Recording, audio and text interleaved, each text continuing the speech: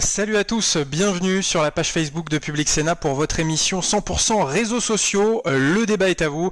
Je vous rappelle le principe. On va commenter ensemble l'un des débats importants de cette semaine au Sénat et j'ai choisi pour cette semaine le débat sur la lutte contre les squats et sur la protection de la propriété immobilière puisque la droite sénatoriale a déposé une proposition de loi pour lutter contre les squats et justement pour durcir les sanctions contre les squatteurs de logements de manière à protéger la propriété immobilière, que ce soit une résidence principale ou une résidence secondaire. Alors c'est une proposition de loi des sénateurs qui trouve son origine dans des faits divers qui ont fait la une des journaux et notamment dans l'affaire de squat de Théoule-sur-Mer. Alors je vous raconte rapidement cette histoire. Ça s'est passé fin août dernier. Ça concerne un couple de retraités lyonnais qui venait dans sa résidence secondaire à Théoule-sur-Mer et au moment de mettre la clé dans la porte, eh bien ils se sont rendus compte que les serrures avaient été changées. C'est un couple qui leur a ouvert, un couple qui s'était installé tranquillement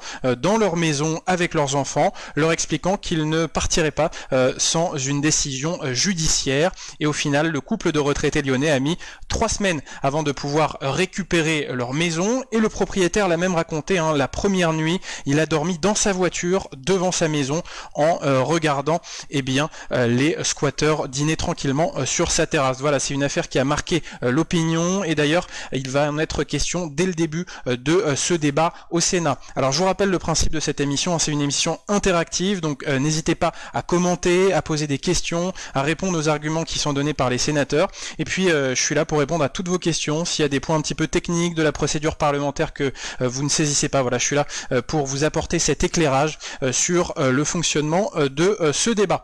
Allez, c'est parti pour le débat sur la proposition de loi contre le squat. L'ordre du jour appelle la discussion de la proposition de loi tendant à garantir le respect de la propriété immobilière contre le squat, présentée par Madame Dominique Estrosi Sassone et plusieurs de ses collègues. C'est une demande du groupe Les Républicains. Dans la discussion générale, la parole est à Madame Dominique Estrosi Sassone, auteure de la proposition de loi, pour 10 minutes. Donc on le rappelle, ce texte c'est une proposition de loi, c'est-à-dire qu'il est à l'initiative des parlementaires en opposition au projet de loi qui lui est déposé par le gouvernement. Donc cette semaine on était dans une semaine de l'agenda à l'initiative des parlementaires, d'où cette proposition. Et on écoute l'auteur de ce texte, la sénatrice des Alpes-Maritimes, Dominique Estrosi Sassone. Ancien mécanicien âgé de 75 ans, victime avec son épouse Marie-Thérèse du squat de leur maison à Théoule-sur-Mer l'été dernier, disent presque tout du drame que constitue le squat des biens immobiliers dans notre pays. Ce couple de retraités modestes a constaté, désespéré, le saccage de son domicile, fruit de plus de 30 ans d'économie et l'impuissance des pouvoirs publics pris dans des considérations juridiques kafkaïennes. Oui, Madame la Ministre, il faut que les choses changent. Car il n'y a pas une affaire locale qui serait montée en épingle, mais de très nombreuses affaires qui donc sont dans la France depuis de trop nombreuses années. Sur ces bancs, chacun d'entre nous pourrait citer un exemple vécu. Il faut que les choses changent, car le squat de domicile et le déni de justice qui l'accompagne sont d'une violence extrême pour les victimes. Vous voyez votre intimité violée, votre droit le plus légitime bafoué, la force l'emporter sur le respect de la loi, votre toit et votre sécurité acquis à force de travail et d'épargne réduits à néant. Face à ce déni de justice, il y a un abus de droit manifeste, celui de se dire chez soi et de prétendre à la protection constitutionnelle du domicile et du droit au logement, alors que le plus simple bon sens montre que le squatteur usurpe par la force ou par la ruse celui de sa victime. Il faut que les choses changent. C'est bien pour cela que j'ai déposé une proposition de loi soutenue par plus d'une centaine de mes collègues, que je remercie vivement, et portée par le groupe Les Républicains, et qui veut apporter des réponses concrètes et rapidement applicables, au-delà de celles déjà votées dans la loi ASAP, mais pour une partie censurée par le Conseil constitutionnel. Donc la loi ASAP, c'est la loi de simplification de l'action publique, loi proposée par le gouvernement, et il y a eu un article contre les squats qui a été censuré. Et le résultat d'un long travail sénatorial qui fait honneur à notre Assemblée. En effet, les squats de domicile sont une question ancienne et complexe qui doit être traitée de manière équilibrée et juste dans le respect de nos valeurs républicaines. Le logement est un bien de première nécessité et il ne faut pas confondre les squatteurs avec des locataires dans la difficulté que l'on cherche à accompagner pour prévenir une expulsion forcément dramatique. De même, nous ne devons pas confondre des criminels qui facilitent et organisent des squats de domicile avec les associations légitimes qui défendent les locataires et cherchent à faire progresser le droit au logement dans notre pays. Mais nous ne sommes pas non plus dans une opposition caricaturale entre d'un côté les riches propriétaires et de l'autre côté les pauvres locataires. On l'ignore souvent, mais nombre de locataires, y compris en HLM, sont eux aussi victimes de squatteurs. Il nous faut donc agir. Mais cet équilibre et cette proportionnalité des moyens juridiques ne sont pas faciles à trouver. Le Sénat les a opiniâtrement recherchés depuis maintenant presque 15 ans, je veux le souligner. C'est à l'initiative du Sénat et d'un amendement de notre collègue Catherine Procaccia qu'a été introduit dans la loi de 2007 le droit au logement opposable, l'article 38 qui permet d'expulser les squatteurs d'un domicile par décision du préfet. Malheureusement, cette disposition est restée peu connue et peu utilisée. Divers obstacles ont été dressés contre sa mise en œuvre, comme des questions de preuve ou le pseudo-délai de flagrance de 48 heures qui empêcherait la force publique d'intervenir. C'est encore à l'initiative du Sénat et d'une proposition de loi de notre ancienne collègue Natacha Bouchard qu'ont été introduits dans le code pénal une amende de 15 000 € en cas d'introduction et de maintien par voie de fait dans le domicile d'autrui. De plus, par cette loi, le squat de domicile devenait un délit continu, ce qui devait normalement éviter qu'on oppose aux victimes le pseudo-délai de flagrance de 48 heures. Las, cela ne fut pas suffisant. En 2018, dans le cadre de la loi Élan, dont j'ai été le rapporteur, le Sénat a été obligé de remettre l'ouvrage sur le métier. Nous avons introduit 2 modifications dans le code de procédure civile d'exécution. Nous avons supprimé le délai de 2 mois pour l'application d'une décision judiciaire d'expulsion dès lors qu'il y a squat. Nous avons également supprimé le droit de se prévaloir de la trêve hivernale dans le cas d'un squat de domicile. Malgré ces avancées, on accueille Michel sur notre live de commentaires. Bienvenue Michel. Au squat de domicile. Mes chers collègues, vous le savez, dans certaines communes, les maires sont obligés de mobiliser la police municipale ainsi que les citoyens dans des dispositifs voisins vigilants pour éviter les squats. À la suite de l'affaire de Théoul-sur-Mer, le gouvernement a simplifié la procédure de l'article 38 dans le cadre du projet de loi ASAP. Mais ce projet de loi n'avait pas vocation à traiter spécifiquement cette question. C'est la raison pour laquelle le Conseil constitutionnel a censuré l'article qui visait à réprimer plus sévèrement les squatteurs. Plus largement, plusieurs questions relatives aux squats de logement, qui n'étaient pas de l'ordre de la simplification administrative et juridique, n'ont pu être inscrites dans la loi lors du débat de cet automne. C'est donc l'objectif de ma proposition de loi de pouvoir le faire aujourd'hui. Comme je l'ai souligné, le sujet est complexe. Il faut trouver le juste équilibre entre, d'un côté, la protection de la propriété privée, ce droit inviolable et sacré, et d'un autre, la protection du domicile et le droit au logement qui sont reconnus depuis près de 40 ans comme des principes à valeur constitutionnelle. Il nous faut aussi trouver les moyens juridiques de protéger les victimes de squats sans pour autant rendre délictuelles des situations de détresse qui doivent trouver une issue sociale et non pas judiciaire. Au regard de cette obligation, les termes de la proposition de loi pouvaient être améliorés. Et je veux très sincèrement remercier le président de la commission des lois, François-Noël Buffet, et son rapporteur, mon collègue qui a travaillé avec moi sur cette proposition de loi, Henri Leroy, et toute l'équipe des administrateurs, d'avoir, dans un esprit de dialogue et avec toute la rigueur juridique que l'on leur connaît, poursuivi l'objectif qui était le nôtre: protéger les victimes, améliorer l'efficacité des procédures et punir les squatteurs et leurs complices. Quelles sont donc les avancées concrètes que nous pouvons vous proposer d'adopter ? Nous voulons tout d'abord dissuader plus fermement le squat de domicile. Aujourd'hui, occupé par la force, le domicile d'autrui est moins sévèrement puni que le fait par l'occupant légitime de se faire justice. Cela n'est pas normal. Il y avait eu un accord entre l'Assemblée nationale et le Sénat à ce sujet cet automne. Le Conseil constitutionnel a estimé qu'il s'agissait d'un cavalier législatif au regard d'un projet de loi visant à la simplification du droit. Et effectivement, actuellement, un squatteur peut écoper d'1 an de prison, alors qu'un propriétaire qui expulse un squatteur sans le concours, sans l'aide de l'État, eh bien, il peut écoper de 3 ans de prison. Donc, il y avait une inégalité de traitement qui est supprimée par cette proposition de loi. Ils ont toujours l'obligation de les reloger.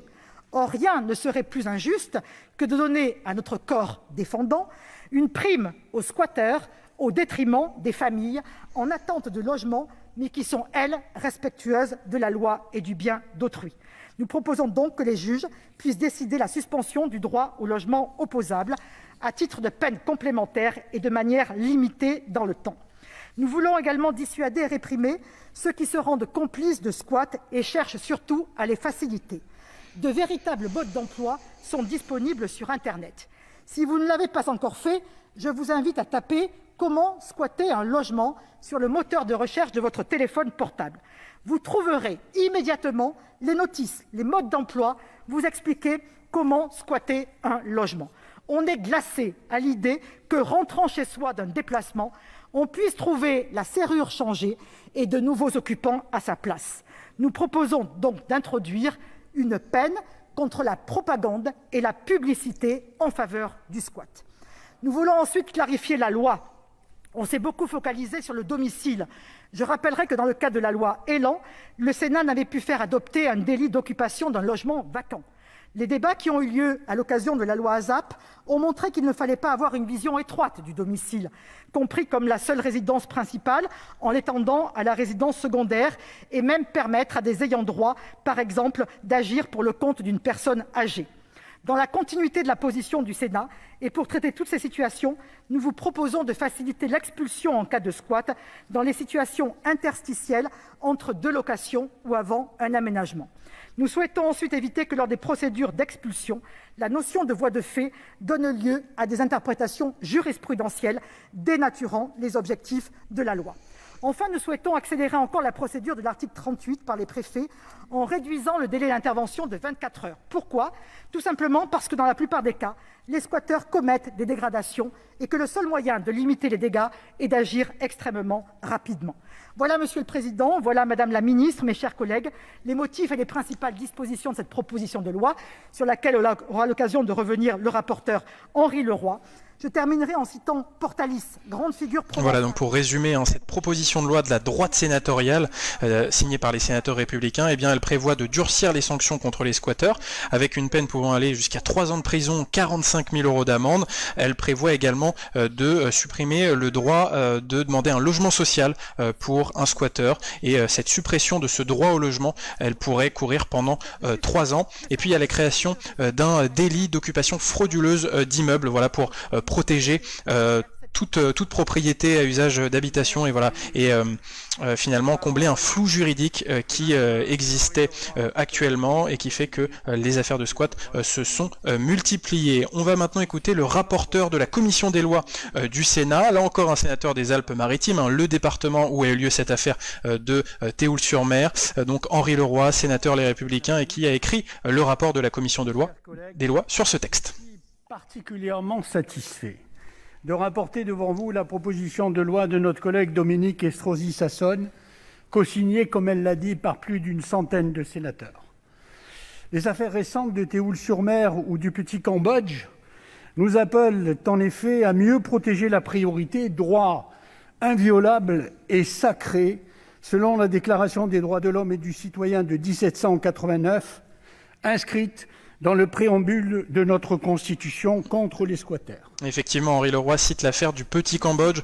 Le Petit Cambodge, c'est ce restaurant à Paris, un restaurant tristement connu, puisqu'il avait été touché par les attentats du 13 novembre 2015. Et il se trouve que récemment, fin novembre, eh bien, un local de ce restaurant a été occupé par des squatteurs qui sont vraiment organisés et qui veulent, selon eux, lutter contre la gentrification et pour le droit au logement. Et donc, ils ont occupé ce local qui était inhabité et inutilisé depuis des années, voilà, pendant plus d'1 mois, et puis ils ont été finalement condamnés par la justice. Donc cette affaire du Petit Cambodge, elle avait également marqué l'opinion. On écoute Henri Leroy. Suffisamment connu des propriétaires, voire des préfectures, des forces de police et de gendarmerie et même des parquets.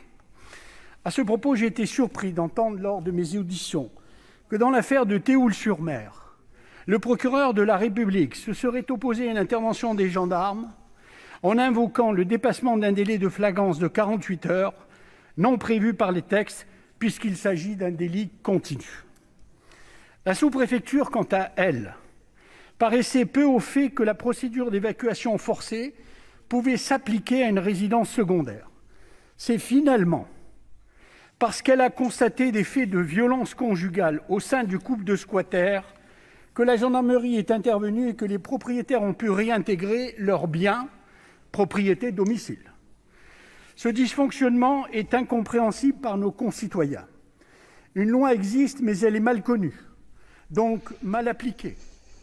Les ministères interpellés nous annoncent une circulaire prochaine pour y remédier. Elle est indispensable et j'espère, Madame la Ministre, que nous n'aurons pas à attendre beaucoup plus longtemps. Cependant, la proposition de loi de notre collègue n'est pas la énième réaction législative à un fait divers. Il s'agit d'un travail de fond pour compléter de manière utile la législation en vigueur. La commission des lois en a gardé les principaux apports tout en la recentrant sur de véritables squatters, c'est-à-dire ceux qui pénètrent dans les lieux contre la volonté du propriétaire, par manœuvre, menace, voie de fait ou contrainte, et qui savent donc sans ambiguïté ne pas être chez eux, selon les termes consacrés de la jurisprudence. Les auditions que j'ai menées auprès des ministères concernés, mais aussi de l'Union nationale des propriétaires immobiliers et de la Fondation Abbé Pierre, m'ont convaincu de la nécessité de distinguer la situation des locataires défaillants ou des occupants à titre gratuit qui se maintiennent dans les lieux contre la volonté du propriétaire de celle des squatters. Il s'agit d'une raison d'opportunité tout d'abord. Ces personnes sont entrées dans les lieux de manière licite et elles peuvent être simplement confrontées à un accident de la vie. Pénaliser le locataire défaillant reviendrait finalement à réintroduire l'emprisonnement pour dette. Cela ne veut pas dire qu'il n'y ait rien à améliorer pour agir contre les locataires de mauvaise foi qui font du tourisme locatif. Mais c'est un autre sujet. D'ailleurs, nous avons, avec la commission des lois, en début d'examen de cette proposition de loi, défini son périmètre pour l'application de l'article 45 de la Constitution. Il s'agit également de préserver l'équilibre entre les droits constitutionnels de propriété garantis par les articles 2 et 17, je le répète, de la Déclaration des droits de l'homme et du citoyen, et le droit au logement qui a été reconnu comme un objectif de valeur constitutionnelle. Dans cet esprit, la Commission a précisé le nouveau délit d'occupation frauduleuse d'un immeuble en exigeant une introduction dans les lieux à l'aide de manœuvres, menaces, voies de fait ou contraintes. Elle a également introduit une gradation des peines pour punir plus sévèrement le squat d'un domicile que celui des locaux qui ne sont pas utilisés à cette fin. La Commission a précisé la définition de la nouvelle infraction consistant à faire la propagande ou la publicité de l'occupation frauduleuse d'immeubles pour ne cibler que la diffusion de méthodes visant à faciliter ou à inciter à la commission de ce délit. Voilà, donc la commission des lois a exclu de ce délit des associations qui pourraient promouvoir l'occupation de bureaux vacants pour faire valoir le droit au logement, notamment des plus démunis. C'est seulement les sites internet qui, par exemple, publient des modes d'emploi pour squatter des logements, des domiciles, qui vont être punis avec cette proposition de loi. La commission a exclu de la procédure administrative d'évacuation forcée les locataires ou occupants entrés dans les lieux avec l'accord du propriétaire et qui se maintiendraient contre sa volonté après résiliation du contrat de bail ou le retrait de l'autorisation. Elle a en revanche élargi l'application de cette procédure dérogatoire aux locaux à usage d'habitation. Le Sénat avait déjà voté cette mesure dans le cadre de la loi ÉLAN à l'initiative de notre collègue Marc-Philippe Daubresse, alors rapporteur pour avis. L'article 3 de la proposition améliore ainsi de manière substantielle la rédaction adoptée en décembre dernier dans le cadre de la loi ASAP. Il permet d'apporter une solution lorsque le logement illicitement occupé n'est pas encore le domicile effectif de quelqu'un, par exemple lorsque les squatteurs occupent un logement laissé vacant entre deux locations ou un logement nouvellement acheté. Enfin, à l'article 4, nous avons maintenu l'exigence d'une entrée dans les lieux par voie de fait pour priver un occupant du bénéfice du délai de 2 mois et de la trêve hivernale dans le cadre d'une procédure d'expulsion, tout en précisant la notion de voie de fait pour éviter certaines jurisprudences divergentes, peu favorables en général aux propriétaires. Pour conclure, je vous invite à voter le texte de la commission des lois qui est efficace et équilibré.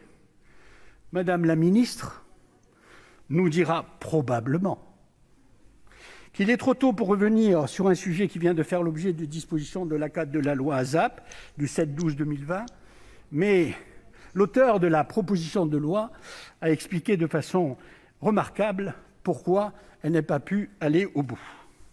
Pour ma part, je considère qu'il n'est jamais trop tôt pour apporter des solutions à des problèmes qui existent, persistent. Il n'y a qu'à aller sur le terrain. Quand on est sur le terrain, on voit, on constate. Rester sur son bureau, c'est philosopher. Depuis des années, et perturbe gravement la vie de certains de nos concitoyens. Voilà, Monsieur le Président, j'ai rattrapé et utilisé le temps qui a été pris par l'auteur de la proposition de loi. Je vous remercie. Voilà, les horloges sont remises à zéro. Voilà, c'est pour cette intervention d'Henri Leroy, donc le rapporteur de la commission des lois. Et c'est là où on voit, et c'est intéressant, le travail de la commission des lois dans la procédure parlementaire. Le texte arrive, il est d'abord étudié par la commission qui met sur la table, qui fait des auditions et qui écrit un rapport. Et là, on voit que la commission des lois a un peu modifié le texte avant son débat dans l'hémicycle, notamment pour éviter que les locataires défaillants soient visés par ces sanctions. Voilà, pour vraiment centrer les sanctions sur les squatteurs et pas sur les locataires défaillants. Ça, c'est le travail de la commission. Maintenant, place au débat dans l'hémicycle et on écoute la ministre du Logement, Emmanuelle Wargon, pour voir sa position sur ce texte. Nous ont montré que les dispositifs d'évacuation de domiciles squattés n'étaient pas toujours assez clairs, pas toujours assez bien connus par ceux qui sont chargés de les mettre en œuvre. Sur la base de ce constat, le gouvernement et les parlementaires ont choisi d'enrichir la loi dite ASAP, Accélération et simplification de la vie publique, qui a été adoptée à l'automne dernier avec un article dédié à cette question. Les dispositions de cette loi ont permis de clarifier le champ d'application et d'encadrer les délais des procédures de lutte contre les squats de domicile, ainsi que de renforcer la procédure dite d'extrême urgence, placée sous la responsabilité des préfets, car il n'est pas acceptable de se trouver privé de son domicile. Ces dispositions ont été validées par le Conseil constitutionnel et sont d'application directe, à l'exception de l'aggravation des sanctions sur laquelle je reviendrai dans quelques instants. Il est maintenant essentiel de mieux faire connaître ces procédures spécifiques aux préfets, aux procureurs de la République, aux forces de l'ordre, afin qu'elles puissent être appliquées correctement et immédiatement. La circulaire prévue, que j'avais annoncée il y a quelque temps, est en cours de signature avec le ministre de l'Intérieur et le garde des Sceaux, sortira dans les tout prochains jours pour préciser la mise en œuvre de ces procédures à l'attention des acteurs de terrain. Les procédures doivent également être mieux connues de nos concitoyens et c'est pour cela que le site servicepublic.fr a été corrigé et précisé dans la foulée de l'adoption de la loi. Plusieurs faits divers récents ont par ailleurs soulevé des interrogations sur les procédures applicables en cas de squat hors domicile.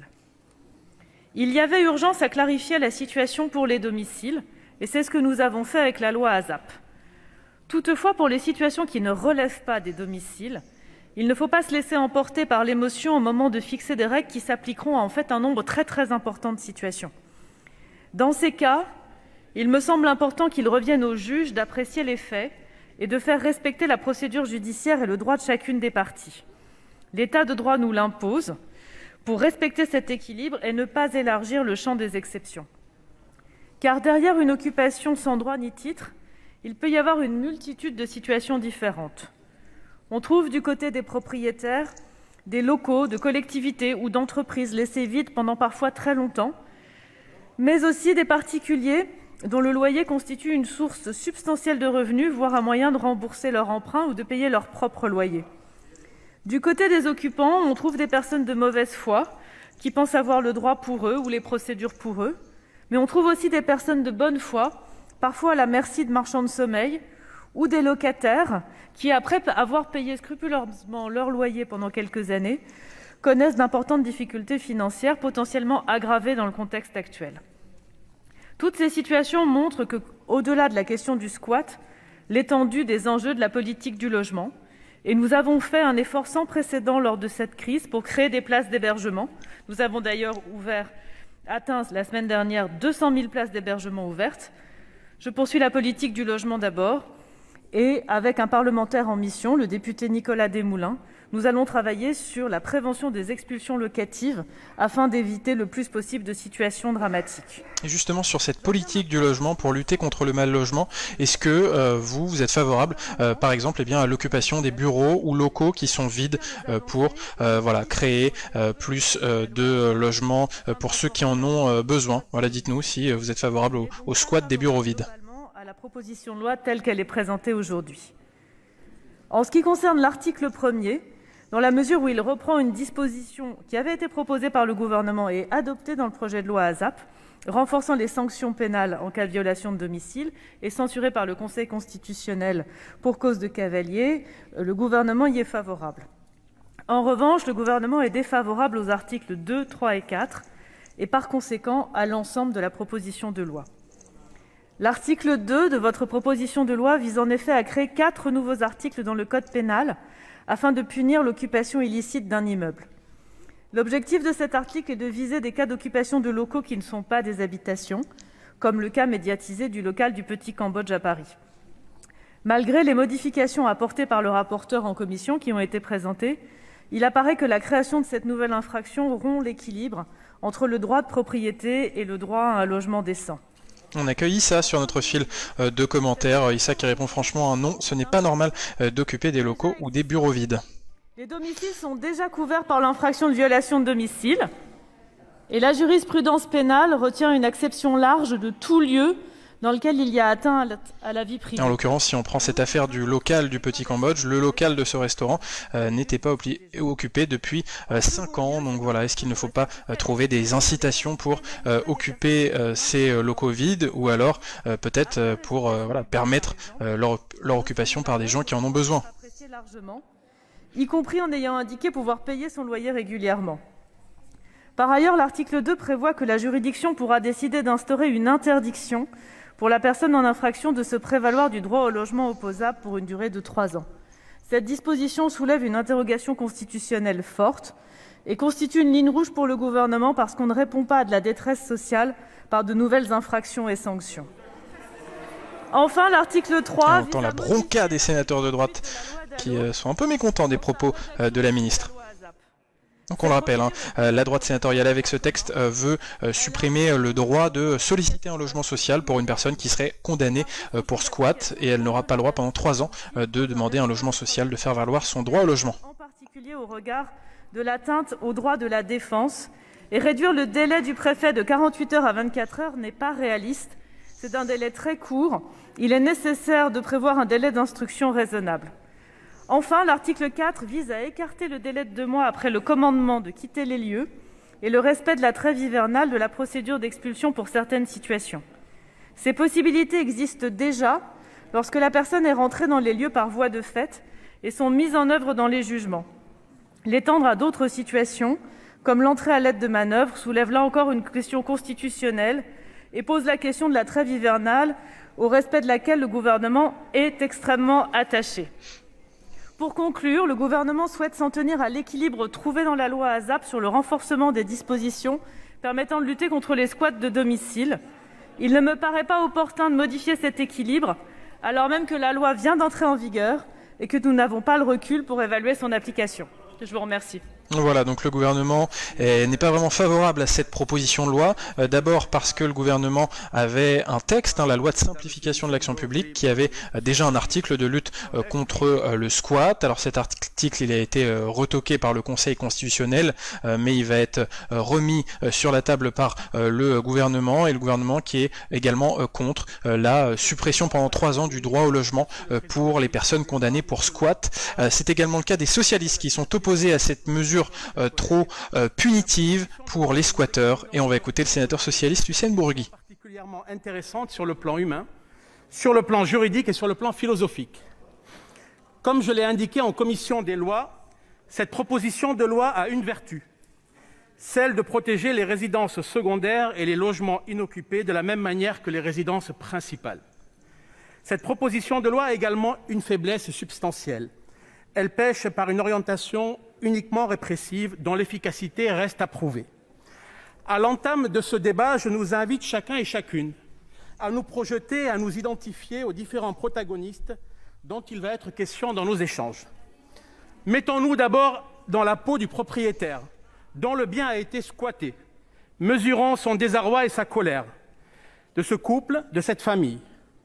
Ensuite, mettons-nous dans la peau d'un squatteur. Essayons de comprendre le parcours de vie et parfois les raisons qui ont pu conduire cet homme, ce couple, cette famille à entrer par effraction dans le logement d'autrui. Reconnaissons... Les sénateurs socialistes qui est compréhensif avec les squatteurs, et ça ne plaît pas beaucoup à la droite sénatoriale. Il nous est parfois plus difficile de nous identifier à un squatteur. Et pourtant, ces squatteurs, ce sont des hommes et des femmes comme nous.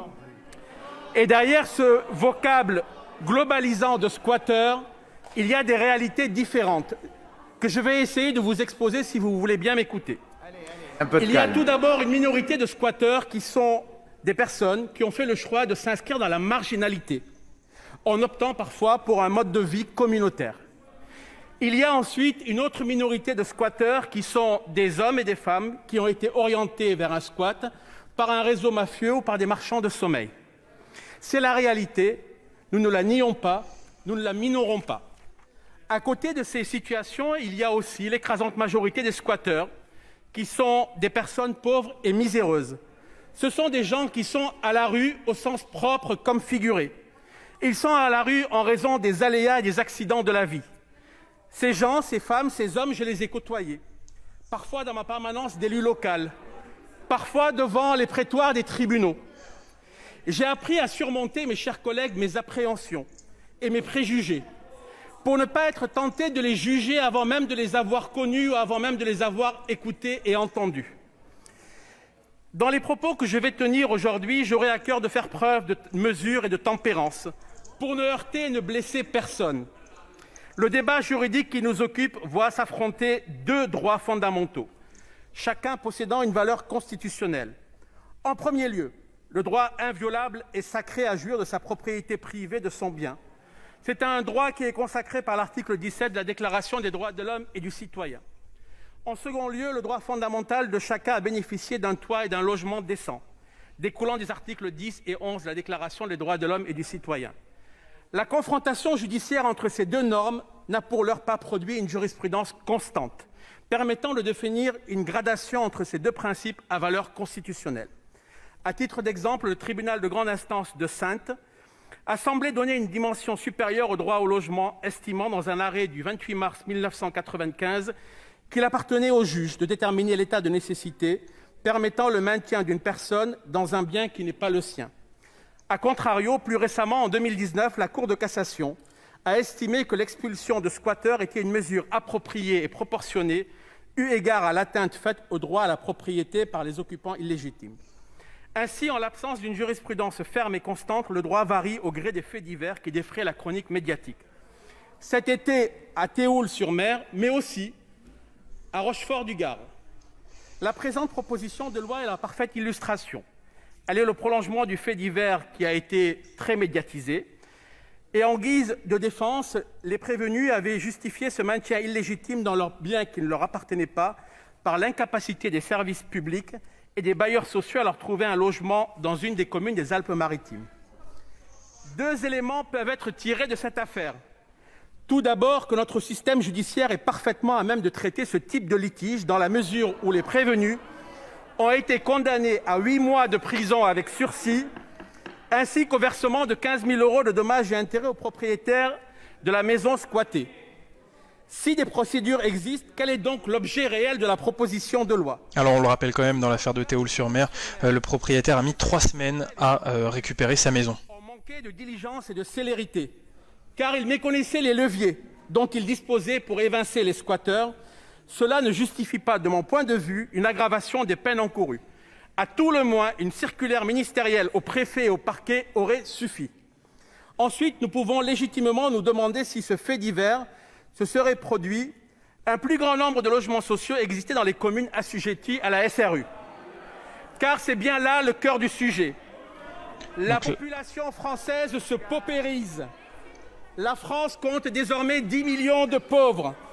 Force est de constater que ce phénomène va de pair avec le mal-logement croissant, qui touche environ 4 millions de personnes dans notre pays. Donc on le rappelle, la loi SRU qui a été citée par Hussein Bourgi, c'est la loi qui date de 2000 et qui oblige les communes à avoir entre 20% et 25% de logements sociaux, et si elles ne respectent pas cette obligation, elles doivent payer. La Fondation Abbé Pierre résonne comme un constat d'échec, car la France fait du surplace lorsqu'elle ne régresse pas. Derrière les chiffres du mal-logement, il y a des hommes, des femmes, des enfants qui errent d'hôtel en hôtel, de centre d'hébergement en centre d'hébergement, quand ils ont la chance de trouver une place. Parfois, faute de place, ils dorment dans la rue, sur un banc, sur une bouche d'aération ou devant la porte cochère de nos immeubles. Dans bien des cas, c'était là cet état de nécessité qui pousse certaines personnes à investir des habitations qui ne leur appartiennent pas. Pourtant, alors que cette misère sociale nécessiterait une refonte totale de nos dispositifs d'hébergement et de logement, afin que ceux-ci fonctionnent avec plus d'efficience, l'auteur de cette proposition de loi nous présente un texte dont les solutions ne sauraient endiguer, hélas, le mal-logement à sa source. Ce n'est pas avec la surenchère répressive que nous allons régler le problème. Ce n'est pas avec les postures que nous allons apporter des réponses efficaces à un problème dont nous mesurons la complexité, mes chers collègues. Gardons-nous des réponses simplistes car elles sont vouées à l'échec. Gardons-nous des explications manichéennes car elles seraient nécessairement caricaturales. Ce n'est pas en alourdissant les sanctions que nous allons dissuader ceux qui n'ont rien ou ceux qui ont peu de squatter. Ces gens-là vivent des minima sociaux. Alors il est illusoire de croire, ou plutôt de faire croire, que les tribunaux vont les sanctionner plus lourdement. Cette proposition de loi entend par ailleurs sanctionner toute publicité ou propagande en faveur de l'occupation frauduleuse d'un lieu. Nous ne pouvons accepter cette pénalisation d'une certaine forme d'action associative, même si elle nous dérange, même si elle nous gêne. Dois-je rappeler que dans toutes les démocraties, et singulièrement en France, c'est parfois l'action non académique, non conventionnelle de certaines ONG qui ont fait bouger le droit? Dois-je rappeler que c'est parfois la désobéissance civile qui a conduit le législateur et les pouvoirs publics à faire évoluer les politiques? Enfin, ce texte propose ce qui est, de mon point de vue, le plus grave. Il propose qu'une personne reconnue coupable de squat puisse être privée pendant 3 ans d'un droit au logement opposable. Cette peine complémentaire ressemble davantage à de l'acharnement qu'à une mesure constructive. Si l'on venait à priver pendant 3 ans une personne de l'accès au droit au logement opposable, ne risque-t-on pas de voir cette personne squatter et resquatter? Je crains que cette disposition ne soit une fabrique à des récidivistes. Le bon sens ne voudrait-il pas que l'on accompagne ces individus vers les dispositifs plutôt que de les en priver? S'attaquant aux conséquences du mal-logement, il va sans dire que cette proposition de loi se trompe de cible. Pour cette raison, le groupe socialiste, écologiste et républicain ne saurait la voter en l'état. Pour autant, notre groupe est bien évidemment opposé à toute forme d'angélisme en matière de squat. En ce sens, nous n'acceptons aucunement les occupations frauduleuses de bâtiments ou résidences secondaires. Aussi, nous nous trouverons toujours du côté de ceux qui défendent le droit constitutionnel du propriétaire à disposer de son bien. Et nous souhaitons œuvrer avec vous, mes chers collègues, avec vous, parce que c'est ensemble qu'on y parviendra, à disposer de son bien. Et nous souhaitons œuvrer avec vous afin que ces propriétaires puissent continuer à jouir sans crainte, sans restriction et sans entrave. Lorsqu'un propriétaire se trouve confronté à un locataire indésirable, la loi doit pouvoir continuer à jouer son rôle. Plus que d'une loi Le temps est imparti pour Hussein Bourgi. Merci. Merci, monsieur La le Président. parole- Et sous la bronca des sénateurs, le sénateur socialiste Hussein Bourgi a essayé de faire valoir son opposition à cette proposition de loi. Alors ça n'a pas plu à la droite sénatoriale, mais Hussein Bourgi a dit que derrière les squatteurs, il y avait souvent des personnes qui sont victimes du mal logement et qu'il fallait comprendre leur situation et que ça ne servait à rien d'alourdir les sanctions contre ces squatteurs, car on allait fabriquer des récidivistes encore plus si on les privait de leur droit au logement pendant 3 ans. Donc voilà, comme quoi le clivage droite-gauche existe encore et la gauche est fermement opposée à cette proposition de loi de lutte contre les squats. On va maintenant écouter le Rassemblement national avec le sénateur Stéphane Ravier, sénateur non inscrit mais membre du Rassemblement national. On va voir sa position sur ce texte. La libération de leur logement. Des petits propriétaires qui comptaient sur le fruit du travail de toute une vie pour obtenir un complément de retraite et qui se retrouvent dans les pires difficultés financières pour ne plus percevoir de loyer. Ils n'ont donc plus les moyens d'entretenir leur logement que les squatteurs saccagent en quelques mois. Des exemples comme cela, je pourrais vous en citer des centaines à Marseille. Et on accueille Michel sur notre fil de commentaires. Le campus, des résidences privées qui sont tombées entre les mains de dealers, de clandestins, de marginaux, tous squatteurs mais tous protégés par la loi. Des propriétaires à bout de force, sans soutien, finissent par abandonner purement et simplement leurs biens. Conséquence, des conditions toujours plus draconiennes exigées des locataires, tant les propriétaires craignent, à juste titre donc, de se retrouver avec des mauvais payeurs qui occupent leur logement, ce qui ne fait que développer encore davantage la crise du logement, notamment chez les jeunes, qui ont toujours plus de mal à se loger, qu'ils soient actifs ou étudiants. La raréfaction de la location entraînant mécaniquement une hausse des loyers, c'est une fois de plus les honnêtes gens à la recherche d'un logement qui sont financièrement pénalisés.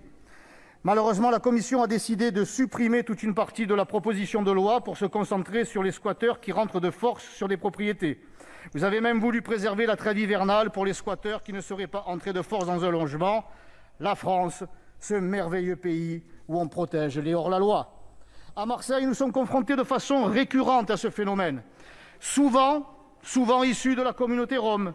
Ces squatteurs, épaulés par des associations d'extrême gauche, dont nous avons un digne représentant ici, et qui connaissent bien le droit, s'installent sur des terrains nus ou des logements inoccupés et les transforment rapidement en véritables décharges.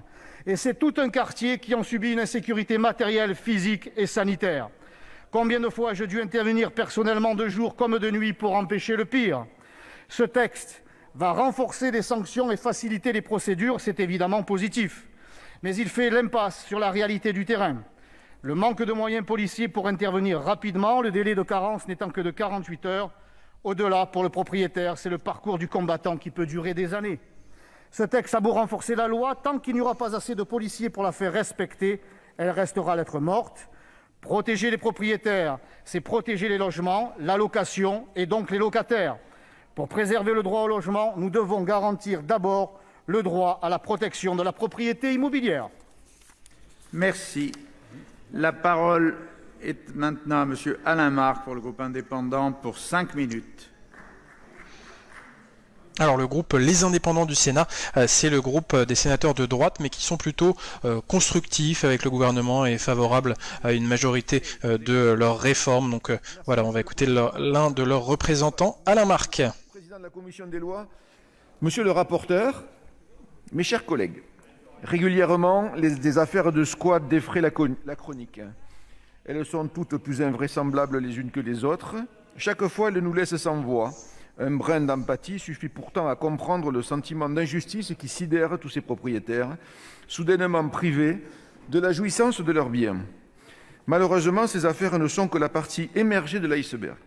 Nous avons tous connu, que ce soit dans notre vie privée ou au cours d'un engagement local, des affaires de squat qui n'ont pas défrayé la chronique. Ces propriétaires se trouvent alors désemparés et ne peuvent pas compter sur l'indignation médiatique pour faire entendre leurs revendications légitimes. Dans ces cas-là, un constat s'impose, la loi protège de fait les squatteurs davantage que les propriétaires. Or, ce sont eux que nous devons ici défendre. Et dans ce débat finalement sur le mal logement, c'est le thème du mal logement qu'a introduit le sénateur socialiste Hussein Bourgi, eh bien Stéphanie nous dit qu'il faudrait faire une loi sur les logements trop coûteux, car si les logements sont trop chers, eh bien les gens doivent prendre la voiture ou les transports pour aller travailler toujours plus loin. Effectivement, en plus, oui, les logements chers, c'est pas très écologique parce que ça augmente les transports. Effectivement, le prix du logement, c'est un point qui est à souligner avec une spéculation immobilière en forte hausse. Nombre de nos concitoyens se désolent de l'impuissance publique face à de telles situations d'injustice. Car il faut dire que le droit actuel se révèle inopérant en la matière, soit par manque de clarté sur les protections offertes aux propriétaires dont les biens sont squattés, soit par une mauvaise application des dispositions prévues. Effectivement, Stéphanie qui évoque également les logements insalubres. On se souvient tous du drame du quartier de Noailles à Marseille en 2018 avec voilà l'effondrement d'immeubles dans ce quartier. Donc voilà un horrible événement qui a fait beaucoup de morts, cet incident de Noailles, et qui a révélé l'immensité des logements insalubres dans la cité phocéenne. Afin d'aboutir à des résultats concrets. Cependant, notre action de législateur ne saurait se concentrer sur le cas de violation de domicile. Et pour cause, compte tenu de la jurisprudence, la définition du domicile, quoiqu'elle soit très large et ne distingue pas les résidences principales des résidences secondaires, ne permet pas de couvrir efficacement l'ensemble des cas de figure qui justifient cette initiative législative. C'est notamment le cas pour les appartements vides, les locaux professionnels ou même les terrains non... Pour revenir sur les logements trop chers, ce que disait Stéphanie, c'est vrai que, en tout cas, sous François Hollande, il y a eu la mesure de l'encadrement des loyers. Alors, elle n'a pas vraiment été beaucoup appliquée. Elle est mise en place à Paris, à Lille. Voilà, la mise en place de cette réforme a été assez longue. Les conditions d'application, ce qui devrait rendre le droit applicable plus opérationnel.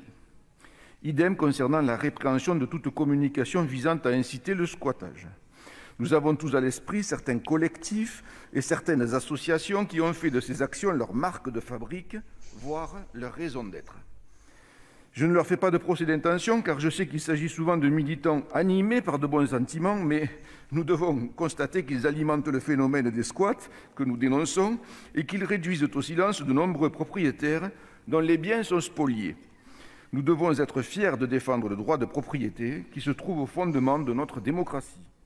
À cet égard, les précisions apportées par le rapporteur sur le texte ont utilement précisé le champ d'application du délit afin de ne pas créer de confusion malvenue. Pour terminer, je veux avoir un mot plus général concernant la position de la Commission sur la proposition de loi. Les précisions et restrictions apportées au dispositif permettent de mieux cibler les cas particuliers des squats. Elles adaptent ainsi la lettre de la loi à son esprit. Cela devrait limiter les risques d'interprétation excessive, et c'est heureux. Cependant, cette focalisation laisse sans réponse bon nombre des cas problématiques rencontrés par nos concitoyens. C'est tout le débat sur l'opportunité d'expliciter, dans le texte de la loi, la façon dont les occupants sans droit ni titre se sont introduits dans l'immeuble. Cette précision limite le dispositif en même temps qu'elle le rend plus opérant sur les cas visés. Cependant, elle exclut du champ de cette loi un large pan des cas d'occupation illicite. Les problèmes liés aux locataires défaillants ne sont donc pas résolus par ce texte. En conclusion, mes chers collègues, le groupe Les Indépendants approuve largement ce texte qui apporte des réponses concrètes aux problèmes de nos concitoyens. Alors pour ceux qui nous rejoignent sur ce live Facebook, on commente l'un des débats qui s'est passé cette semaine au Sénat et qui concerne la lutte contre les squats. La droite sénatoriale a déposé une proposition de loi, a même adopté, c'était mardi dernier, une proposition de loi pour durcir les sanctions contre les squatteurs qui vont pouvoir écoper d'une peine de prison de 3 ans avec 45 000 € d'amende, avec également une privation de leur droit au logement pendant 3 ans et puis un délit d'occupation frauduleuse d'un immeuble notamment à usage d'habitation. Donc voilà, la droite sénatoriale qui renforce l'arsenal contre le squat avec un débat entre le droit à la propriété et le droit au logement. Le droit au logement qui est un droit constitutionnel et la gauche est contre le durcissement de ces sanctions car pour elle, eh bien, le squat révèle le mal logement en France. Et d'ailleurs, on va écouter un sénateur de gauche, un sénateur écologiste, le sénateur Benaroche. ont lié cette initiative justement à ce fait divers et j'aurai l'occasion d'y revenir, tant sur le fond de l'affaire que sur cette sorte de précipitation que nous connaissons bien, à proposer une loi par fait divers. Cette PPL est basée sur une prémisse simple, le squat comme conséquence de la carence du droit actuel, insuffisant à dissuader les squatteurs et leurs complices et à garantir le droit des propriétaires. En quelque sorte, une absence d'équilibre à corriger entre le droit au logement et le droit à la propriété. En fait, je dirais, et je suis certain que vous le pensez tous, que ces deux droits n'ont pas à être mis en concurrence. Alors certes, il faut permettre un recours rapide à l'autorité publique pour expulser des occupants illégaux d'un domicile principal ou secondaire. Et la loi ASAP, Madame la ministre l'a rappelé, adoptée en octobre 2020, me semble le permettre et a même considérablement durci la répression à l'égard de ces squatteurs. Donc la loi ASAP, la loi de simplification de l'action publique. Aller plus loin, à notre avis, beaucoup trop loin. Sans trop m'attarder sur le texte originel, que j'ai trouvé trop caricatural, je me suis attaché à fonder ma réflexion sur la base des travaux très étayés du rapporteur, bien plus modérés, mais qui ne me semblent pas atteindre, selon moi, un juste équilibre. Je vous remercie d'approuver. Je pense que c'est la modération de M. Leroy qui fait l'admiration. J'avais bien compris. Allez-y, M. Benarroche. Merci de laisser poursuivre, M. Benarroche. Ce que crée cette loi, c'est bien un délit d'occupation d'un bien immobilier, basé non plus sur le domicile, sur le fait que ce bien serve de logement. La notion de domicile et sa protection relèvent principalement du droit à la vie privée. Le texte et on accueille une des habituées des live Facebook de Public Sénat. Bonjour Jocelyne, bienvenue. Qui se maintiennent dans un bien immobilier, quel que et bonne année, c'est vrai, bonne année, on a encore le temps pour se souhaiter les meilleurs vœux pour cette année 2021. Je salue de nouveau, puisque je sens que vous appréciez, le travail de la Commission pour apporter des précisions afin de ne pas englober... Et pour cette année 2021, on va suivre des débats intéressants qui sont prévus au Sénat, le débat sur la loi contre le séparatisme pour défendre les principes de la République. Va y avoir toute une partie avec des débats sur l'écologie, sur ce référendum pour le climat qu'Emmanuel Macron veut organiser. Ce sera au Sénat de le valider, sans quoi il n'y aura pas de référendum. Il y aura la loi de la Convention citoyenne pour le climat. Et puis en mars, il y aura la loi sécurité globale. Donc voilà, on a un beau programme de débat pour cette année 2021. Nous le savons, nous le vivons dans toutes nos communes. La problématique du mal logement est un sujet majeur. 3,9 millions de mal logés, 300 000 SDF, que beaucoup de nos derniers présidents de la République ont annoncé vouloir résoudre. Le droit au logement est reconnu comme objectif de valeur constitutionnelle. Mais les politiques de logement en France n'ont pas réussi à rendre ce principe effectif. Beaucoup d'associations de droit au logement se battent pour aider des personnes en difficulté. Aucune réquisition d'immeubles vides, privés ou publics, n'a jamais été proposée. Et nous attendons encore un grand plan d'accueil et d'aide au logement. Alors, renforcer l'arsenal pénal en étendant en quelque sorte le champ des squatteurs et le périmètre des condamnés possibles dans ce contexte de progression du mal-logement est-il réellement approprié? Trop de portes s'ouvrent dans votre proposition de loi pour des sanctions non pas liées à une situation de squat intolérable, mais à des occupations en lien, par exemple, avec des actions revendicatives, militantes, voire de réquisitions légitimes ou même d'informations pouvant être assimilées par ce texte à des incitations au squat sur Internet. Vous les ouvrez, ces portes, je m'en excuse. L'occupation illicite par des associations ou des collectifs de bureaux vides depuis des années pourra-t-elle être sanctionnée? Oui. Qu'en serait-il des pénalités encourues pour l'occupation lobby d'une entreprise lors d'une action associative ou militante? La loi pourrait-elle s'appliquer à l'occupation d'un terrain sans destination? Reste la mesure encore plus problématique qui prévoit l'interdiction de se prévaloir du droit au logement opposable pour les personnes condamnées par l'occupation frauduleuse d'un bien. De quoi s'agit-il en fait? De condamner des personnes en manque de logement à ne pas pouvoir bénéficier du droit au logement. Les propriétaires ne peuvent plus subir les défaillances de l'État incapable parfois, lorsqu'ils sont dans leur droit, de leur permettre de reprendre possession de leur logement. Il faut conclure. Je conclue, Monsieur le Président. Les occupants illégaux pour qui le squat est souvent un dernier recours, faute d'autres solutions, ne peuvent pas subir les conséquences d'une gestion discutable des services de l'État. Voilà quelques éléments suffisamment préoccupants qui amènent le groupe écologiste Solidarité et Territoires à voter contre cette proposition de loi. Voilà pour l'intervention du sénateur écologiste Guy Benarroche, qui est un peu dans la lignée des socialistes et contre cette proposition de loi qui durcit les sanctions contre les squatteurs, car derrière le squat, il y a la question du mal logement, et donc durcir les sanctions ne va pas régler ce problème. On va maintenant écouter le sénateur La République En Marche, du groupe RDPI, des sénateurs donc LREM, Thani Mohamed Sohaili, sénateur de Mayotte. Notre collègue Dominique Estrosi Sassone, que je remercie sincèrement de soumettre cette PPL à nos débats. Nous avons tous en tête... On accueille Isabelle et Marine sur le fil de commentaires. Des affaires qui, connaissant un retentissement médiatique, ont choqué l'opinion publique et qui nous ont aussi, en tant que législateurs, interpellés. Je pense à la situation de ce couple de retraités qui n'a pas pu entrer dans sa résidence secondaire de Théoul-sur-Mer, habitée par des squatteurs qui en avaient changé les serrures, ou encore à celle du Petit Cambodge, ce restaurant meurtri par les attentats de novembre 2015, dont le local était occupé par des militants anti-gentrification. Je pense encore à ces propriétaires de Saint-Honoré-les-Bains, Avignon ou encore Le Mans. Fort heureusement, ces situations sont exceptionnelles, mais laissent à ceux qui les vivent un sentiment de grande injustice tout à fait légitime. La présente proposition de loi entend, par 4 articles, apporter une réponse aux propriétaires victimes de squats qui se sentent trop souvent démunis dans la situation qu'ils rencontrent. Alors pour répondre à Isabelle, à ma connaissance, il n'y a pas de droit de squatter. En cas d'introduction ou de maintien dans le domicile d'autrui.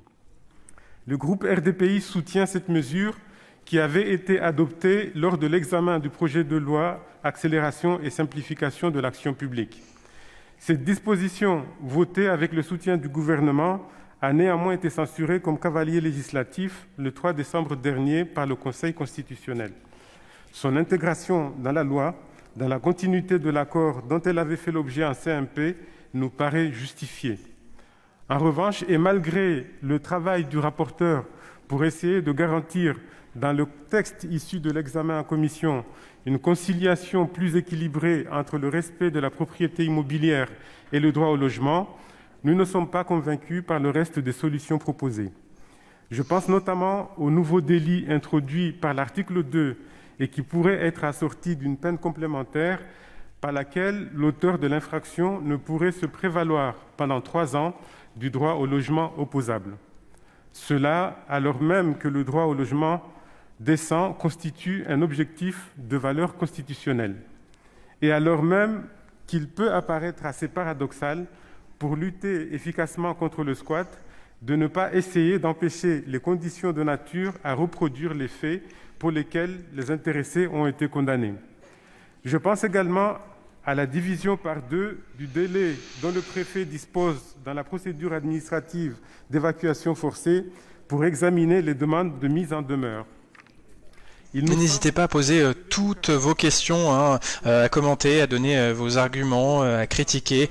Voilà, c'est un espace de libre expression et ici, il n'y a pas de procureur, comme dirait le président de la République. De cette procédure dérogatoire par les préfectures. Plus généralement, il est important de rappeler que le législateur, sensibilisé aux problèmes rencontrés par les propriétaires, a récemment adopté des garanties pour renforcer et accélérer la procédure administrative d'évacuation forcée, ainsi que la procédure judiciaire d'expulsion qui s'applique plus largement. Il en est ainsi de la loi Elan de 2018 qui a écarté, pour l'expulsion des squatteurs dans le cadre de la procédure judiciaire, le délai de 2 mois pour libérer le lieu occupé, ainsi que la trêve hivernale. Il y a également la loi ASAP du 7 décembre 2020 déjà citée, qui a non seulement amélioré la célérité de la procédure administrative d'évacuation forcée, mais qui a également étendu explicitement son application aux résidences secondaires et occasionnelles, ainsi qu'à toute personne dont le domicile est occupé et aux personnes agissant pour leur compte. Les outils pour lutter contre le squat existent. Ils ont fait l'objet d'un travail conjoint du Sénat et de l'Assemblée nationale dans les rédactions de compromis adoptés en CMP.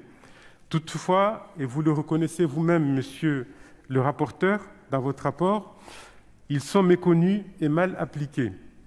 Au regard des difficultés rencontrées par ces propriétaires victimes, il est indispensable de préciser l'interprétation des textes et de mieux faire connaître la procédure administrative dérogatoire à ceux qui ont vocation à l'appliquer.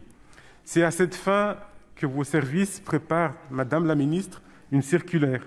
Pourriez-vous nous éclairer sur son calendrier? Pour toutes ces raisons que je viens de formuler devant vous, et parce que nous pensons qu'une nouvelle modification de la loi faisant évoluer les équilibres actuels ne serait pas de nature à clarifier et à renforcer les dispositifs en vigueur pour lutter efficacement contre le squat, le groupe RDPI ne votera pas ce texte. Et donc les sénateurs La République En Marche qui sont contre cette proposition de la droite sénatoriale. Pour rappeler les mesures clés de cette proposition de loi déposée par la droite sénatoriale, il y a quasiment un doublement de la peine pour un squatteur qui pourrait écoper de 3 ans de prison. Pendant 3 ans également, il ne pourra plus faire valoir son droit au logement. Et puis ce texte également facilite l'évacuation forcée d'un squatteur par le préfet. Normalement, il faut attendre une décision de justice, mais si le propriétaire apporte les preuves nécessaires, eh bien le préfet, en 48 heures, peut décider d'évacuer de force un squatteur. On écoute maintenant le sénateur du groupe radical au Sénat, Jean-Yves Roux. Écrivez que la fin capitale et principale en vue de laquelle... Juste avant d'écouter Jean-Yves Roux, pour répondre à Isabelle qui citait les accords de Marrakech de 2018 sur l'immigration, bien pour rappeler que ces accords organisés par l'ONU sont là pour faciliter la coopération entre les États pour que d'éventuelles migrations se passent bien, voilà, pour la santé des migrants, voilà, pour justement qu'ils ne traversent pas la mer et qu'ils meurent noyés, et puis également pour éviter le trafic d'êtres humains. Voilà pour repréciser ce que sont ces accords de Marrakech. Ce n'est en aucun cas une ouverture, une augmentation de l'immigration à nos frontières françaises. Voilà, c'est vraiment une question de sécurité des migrants. Une crise inédite qui perdure et participe à la paupérisation de notre société et que nous sommes entrés depuis plusieurs semaines dans la période hivernale. Aussi, il est impératif d'apporter des solutions à ceux qui, dans la détresse, en viennent à occuper illégalement les immeubles. Seulement, les solutions auxquelles nous devons réfléchir ne sauraient se traduire par une forme de tolérance permissive pour le squat et les occupations frauduleuses. Les modifications apportées au régime des procédures d'expulsion par les lois Elan puis ASAP ont permis d'offrir des premières réponses aux propriétaires lésés. Mais il est possible d'aller plus loin en affirmant encore davantage les droits des propriétaires démunis. Dans cette perspective, les dispositifs prévus par cette proposition semblent opportuns. À l'image de ce qui s'est passé à Théoul-sur-Mer l'été dernier, chacun d'entre nous trouvera dans son département des exemples où des propriétaires ont dû faire face à des squatteurs indélogeables et qui en plus occupaient leurs biens immobiliers. Une telle situation est intolérable et est souvent produite par le fait qu'il faille justifier de la qualité de domicile du bien pour pouvoir bénéficier de procédures accélérées. Effectivement, intervention intéressante de Stéphanie qui demande pourquoi construire des logements s'il y a des logements, des locaux, des bureaux qui sont vides depuis des années. Selon Stéphanie, on préfère bétonner, encore bétonner, c'est sans fin, et bétonner ce n'est pas vraiment écologique. Alors justement, je vous ai déjà posé la question, mais je vais vous la reposer. Est-ce que vous êtes pour le squat, c'est-à-dire l'occupation de bureaux ou de locaux qui sont vides, notamment depuis des années?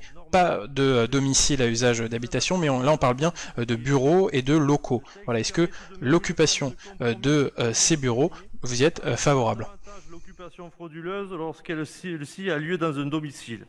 Ainsi, les domiciles restent l'objet d'un dispositif renforcé, sans pour autant que les autres propriétés soient sous-protégées. Toujours dans un esprit de compromis et de mesure, la proposition envisage de sanctionner les personnes qui feraient la promotion du squat en publiant ce qu'on peut qualifier de mode d'emploi pour les squatteurs. Pour autant, le dispositif finalement retenu devrait ne pas concerner les associations luttant contre le mal-logement. C'est une bonne chose. Il y a néanmoins un aspect dans cette proposition qui pourrait poser une difficulté concrète. Cela concerne les sanctions infligées aux squatteurs. Certes, il faut renforcer l'efficacité des procédures d'expulsion, tout comme il est légitime de vouloir sanctionner davantage les squatteurs, mais il demeure que les individus sanctionnés sont souvent des personnes en marge et dont les ressources sont réduites, voire inexistantes. La répression est évidemment nécessaire. Seulement, il ne faut pas qu'elle conduise à un cercle vicieux, maintenant les squatteurs dans la précarité. Aussi, nous nous interrogeons sur la possibilité laissée au juge de décider que la personne condamnée pour occupation frauduleuse d'un immeuble ne pourra se prévaloir, pendant une durée maximale de 3 ans, des dispositifs de droit au logement opposables. La menace d'une telle sanction pourrait peut-être en dissuader certains, mais elle peut aussi conduire, si elle est prononcée, à empêcher l'accès au logement du condamné, au risque qu'il entre en voie de récidive en occupant à nouveau frauduleusement un immeuble. Bien entendu, nous devons compter sur le discernement des juges, mais si cette disposition est adoptée, il faudrait être vigilant quant à son application et l'efficacité d'un tel mécanisme pour veiller à ce qu'il ne produise pas des effets contraires à ceux espérés. Cette remarque faite, le groupe RDSE votera en faveur de ce texte. Et sur la question de l'occupation des bureaux et locaux vides, c'est une évidence pour Jocelyne qui nous dit bah oui, c'est mieux que de laisser les pauvres sous les ponts. Alors voilà, c'est quand même un débat entre le droit à la propriété qui est constitutionnel, également le droit au logement qui est très très important dans notre République. Donc là on a fini la discussion générale de la proposition de loi, c'est-à-dire que chaque groupe politique du Sénat a donné son avis sur l'ensemble du texte, et maintenant on va rentrer dans la discussion des articles où chaque sénateur va proposer des modifications aux articles de ce texte. Donc on va y avoir des débats précis et tendus, vous allez le voir. Je vais juste changer la séquence pour avoir la bonne vidéo, et dans 2 petites secondes ça va repartir. Donc la discussion des articles. Nous passons à la discussion du texte de la commission et à l'article 1er. Je suis saisi de 2 demandes de parole. Monsieur François Bonhomme d'abord. Merci Monsieur le Président, Madame la Ministre, Monsieur le rapporteur. Je m'associe évidemment totalement à cette proposition de loi, particulièrement l'objectif qui vise à restaurer les droits pleins et entiers des propriétaires face à des squatteurs très au fait de leurs droits et des lacunes pénales actuelles, et, si cela ne suffit pas, avec l'aide des associations qui assurent leur impunité. L'actualité, malheureusement, a été un révélateur et rappelé douloureusement, en de trop nombreuses occasions, que les dispositions actuellement en vigueur sanctionnent insuffisamment les atteintes au respect du domicile et de la vie privée que constitue le squat. La triste affaire de Théoule-sur-Mer, ça a été dit, où pendant une vingtaine de jours, des occupants sans scrupules ont pris possession de la résidence secondaire d'un couple de retraités afin de prolonger leurs vacances dans les Alpes-Maritimes, est pleine d'enseignements sur les manquements de notre législation. En l'état, l'article 226-4 du Code pénal prévoit que l'introduction dans le domicile d'autrui à l'aide de manœuvres, menaces, voies de fait ou contraintes, hors les cas où la loi le permet, est punie d'1 an d'emprisonnement et de 15 000 € d'amende, et que le maintien dans le domicile d'autrui à la suite de l'introduction mentionnée au premier alinéa est puni des mêmes peines. L'article 1er de la présente proposition de loi prévoit de porter cette peine à 45 000 € d'amende et 3 ans d'emprisonnement. Il s'agit là d'un durcissement nécessaire et attendu à même de mieux faire respecter le droit de propriété. Celui-ci, me semble-t-il, doit prévaloir et être premier sur le droit au logement, parfois brandi ou invoqué pour faire et laisser perdurer de fait des situations inacceptables pour ces victimes et révélant l'impuissance de l'État à faire respecter ce droit essentiel qu'est le droit de propriété. Merci, Madame Procaccia. Messieurs les présidents, monsieur le rapporteur, madame la ministre, c'est avec plaisir et soulagement que je vois inscrite à l'ordre du jour cette PPL. J'ai été effectivement bien seule pendant de nombreuses années à légiférer et à tenter de légiférer sur ce fléau qui bouleverse la vie de personnes souvent modestes qui se retrouvent à la rue parce que leur logement a été squatté. Les exemples récents ne manquent pas. Je remercie sincèrement mes collègues et le rapporteur qui veulent améliorer l'article 38 de la loi DALO, qui est resté tel que voté en 2007, suite à un compromis nocturne que j'avais difficilement négocié avec le DAL, Jeudi Noir, et le gouvernement de l'époque, alors très frileux. Donc la loi Dallot, c'est la loi qui garantit le droit au logement opposable, c'est-à-dire l'État doit garantir le droit au logement de tous les citoyens. Et dans cette loi, c'est une loi de 2017 portée par le ministre Jean-Louis Borloo à l'époque, Jean-Louis Borloo, ministre du Logement, et bien Catherine Procaccia avait bataillé pour avoir un article contre les squats. En particulier le raccourcissement du délai d'intervention du préfet et la nouvelle infraction de propagande des méthodes de squat. Mais déjà, mes chers collègues, en 2007, je pouvais publier la liste des sites qui existaient et qui expliquaient toutes les méthodes. Mais vous le savez, Madame la Ministre, puisque nous avons échangé il y a quelques mois sur ce sujet, non seulement l'information des préfets et des forces de l'ordre est défaillante, mais même après une décision de justice, certains décident de ne pas la faire exécuter. C'est inadmissible. Et la trêve hivernale ne s'applique pas. Je crois, Madame la Ministre, en votre volonté de faire prévaloir le droit des occupants légaux contre celui des squatteurs, mais il faut que cette volonté soit réellement appliquée et que vous exigiez que les squatteurs soient vraiment expulsés. Si un préfet estime qu'ils doivent être logés, c'est à lui de trouver une solution qui ne soit pas au détriment du titulaire. Vous vous êtes engagé à la parution d'une circulaire, mais je crois que cette proposition de loi dont nous discutons aujourd'hui améliorera les choses. Et c'est lorsque l'on saura que les squatteurs sont systématiquement expulsés et n'ont pas tous les droits que peut-être il y en aura moins.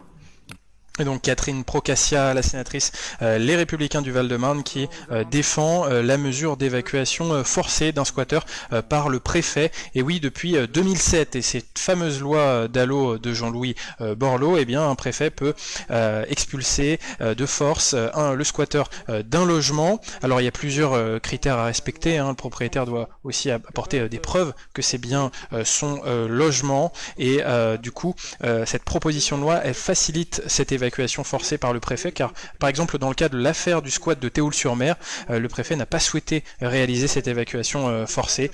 Donc voilà, la sénatrice de droite Catherine Procaccia veut encourager ces évacuations forcées préfectorales. On écoute le sénateur socialiste Hussein Bourgi. C'est la raison pour laquelle je vous suggère de privilégier plutôt l'efficacité que l'affichage. Bien. Qui est contre ce texte, on le sait.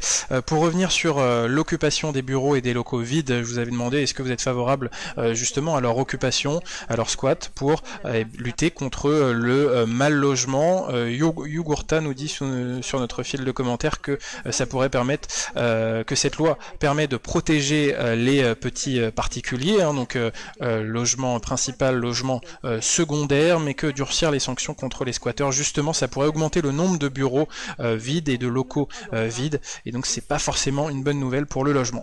Aux qualités du délinquant, il s'agit le plus souvent de personnes fragiles, dans des situations d'extrême pauvreté. Comment penser résoudre cette situation par un accroissement de la sanction pénale, puisque dans cette situation, il s'agit d'une nécessité absolue, celle d'avoir un toit sur sa tête. Qui croit sérieusement que le squat est une partie de plaisir? Soyons sérieux. Dire cela, ce n'est pas justifier l'infraction, mais considérer que la solution est à rechercher ailleurs. Nous sommes conscients que de plus en plus de personnes investissent dans la pierre, faute de pouvoir compter sur une retraite effectivement digne de ce nom. Ces personnes ne doivent pas être mises en difficulté, de même que les bailleurs sociaux, par ce type d'infraction. Pour autant, nous considérons que quand ces infractions sont la conséquence directe du mal au logement, c'est à l'État de prendre ses responsabilités pour agir vite et pour indemniser les victimes propriétaires. Mais en aucun cas, il nous semble utile de mettre les squatteurs en prison ou de les condamner à des sommes astronomiques alors qu'ils n'ont déjà pas de quoi payer un loyer. Il s'agit donc d'une mesure purement d'affichage, sans efficacité concrète et qui ne réglera pas le problème, mais au contraire, qui risque de l'aggraver, a fortiori dans la période très particulière que nous traversons. En considérant que ces affaires restent assez marginales, même si elles sont très médiatisées, il nous faut considérer que le quantum de peine actuel est donc largement suffisant et que les mesures pour lutter contre le squat sont plutôt à rechercher du côté de la puissance publique pour rendre le droit au logement et à l'hébergement reconnu par la loi et les traités enfin effectifs. Et c'est pour cette raison que nous proposons la suppression de cet article. Et donc les communistes, comme les socialistes, comme les écologistes veulent supprimer l'article 1er de cette proposition de loi qui augmente les peines pour les personnes condamnées pour squat, avec une peine qui peut aller jusqu'à 3 ans de prison, 45 000 € d'amende. Donc je vous pose la question, si vous étiez à la place des sénateurs, qu'est-ce que vous voteriez? Est-ce que vous êtes pour cette peine de 3 ans de prison pour les squatteurs? Elle a été censurée par le Conseil. Et Jocelyne qui vote contre. Mais seulement pour une raison de procédure. J'entends les arguments, vos arguments qui considèrent que la peine actuelle est suffisamment dissuasive, ce qui n'est pas le cas, on l'a vu sur le terrain, et je vous avoue que les ministères concernés nous ont fait savoir qu'il y avait à Paris que 5 applications, c'est-à-dire si elle est vraiment méconnue. Pour ma part, je considère que l'argumentation proposée répond à un objectif d'équité et de cohérence. Le code pénal punit de 3 ans d'emprisonnement le propriétaire qui tenterait d'expulser par la force celui qui occupe illégalement son bien. Il me paraît cohérent que la même peine soit prévue pour le squatter qui occupe illégalement le domicile d'autrui. Cela ne me paraît ni excessif, ni illogique, ni caricatural. Avis défavorable, bien sûr. Merci. Avis du gouvernement. Forcément, avis défavorable du rapporteur de la commission des lois. Alors juste pour vous rappeler comment ça fonctionne un débat parlementaire, c'est-à-dire que chaque sénateur dépose son amendement pour modifier le texte. Il y a un débat et puis le rapporteur du texte pour la commission des lois, en l'occurrence sur ce texte c'est la commission des lois, mais donc le rapporteur donne son avis et le gouvernement donne son avis et puis après on vote. Mais pour des raisons de procédure. Là, nous sommes dans un cas de violation de domicile. Et donc, nous ne sommes pas dans le cas très général qu'on cite par ailleurs dans cette discussion de toute atteinte au droit de propriété immobilière. En cas de violation de domicile, les peines actuellement encourues sont de 3 ans d'emprisonnement au maximum et 45 000 € d'amende dans la situation de cambriolage. Il paraît quand même bizarre d'avoir des peines plus faibles lorsqu'on est en violation de domicile et en squat de domicile qu'en simple cas de cambriolage.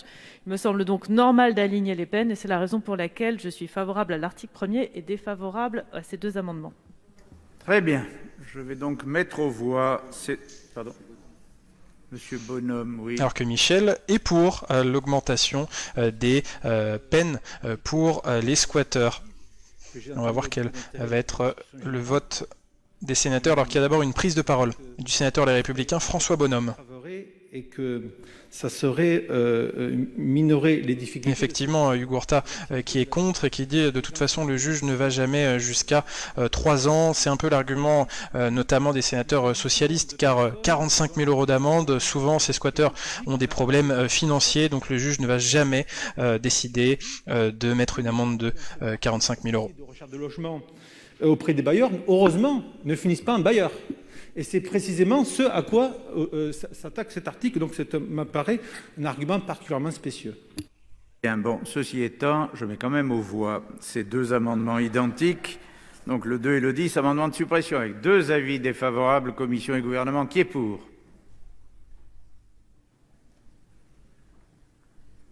Qui est contre? Ils sont rejetés. Je mets aux voix l'article 1 non modifié. Qui est pour l'article 1? Qui est contre? Il est adopté. À l'article 2, un amendement 11, Madame Varayas. Cet article, merci Monsieur le Président, c'est le cœur de cette proposition de loi, créer un nouveau délit, élargir le champ des procédures accélérées et sanctionner lourdement tant les squatteurs que ceux qui leur prêtent main forte. Nous l'avons déjà dit, le remède que vous proposez est pire que le mal. Alors que chaque année, nous apprenons les chiffres du mal-logement présentés par la Fondation Abbé Pierre, comment comprendre cette obsession dans les rangs de la droite sénatoriale? Déjà, la loi ASAP a permis d'aller plus loin dans la protection des biens, en assimilant les résidences secondaires au domicile. Nous le comprenons. Pour autant, avec cette proposition de loi, un nouveau pas est franchi. Non, un logement vacant n'est pas un domicile et par conséquent ne doit pas être traité comme tel lorsque cette propriété est bafouée puisque les conséquences ne sont pas les mêmes. Nous n'avons eu de cesse de dénoncer le nombre de ces logements vacants de l'ordre de 3 millions alors que tant de nos concitoyens souffrent du mal-logement. Il faut travailler un arsenal juridique, comme nous l'avons proposé en loi de finances, pour taxer plus lourdement ces logements vacants afin de permettre leur remise sur le marché. Il convient également que l'État use enfin de son droit de réquisition pour mettre à disposition ces logements, évidemment en indemnisant les propriétaires. La solution n'est donc pas de pénaliser plus lourdement ceux qui squattent ces endroits qui ne servent à personne, mais bien d'organiser en face une politique publique du logement et de l'hébergement pour éviter ces situations. Par ailleurs, en interdisant l'accès au droit au logement opposable pour les personnes condamnées à ce titre durant 3 ans, il s'agit d'une mesure injuste et contre-performante. Si le droit au logement opposable était respecté, alors ces personnes ne seraient pas contraintes à la délinquance. Par cette disposition, vous inversez donc les choses. Enfin, et même si la commission a permis une évolution sur cette mesure, la volonté affichée par cet article de permettre la condamnation des acteurs de la lutte contre le mal-logement qui font du squat l'arme de la dénonciation de l'abandon de l'État de ses responsabilités est une imposture qui s'apparente au bâillonnement des actions citoyennes et politiques. Nous ne serons pas les cautions de ces politiques répressives, injustes et antisociales, et c'est pourquoi nous proposons la suppression de cet article. Et donc la sénatrice communiste qui est fortement opposée à cet article 2 de la proposition de loi. Alors je le rappelle, cet article 2, il crée un nouveau délit, un délit d'occupation frauduleuse d'un immeuble.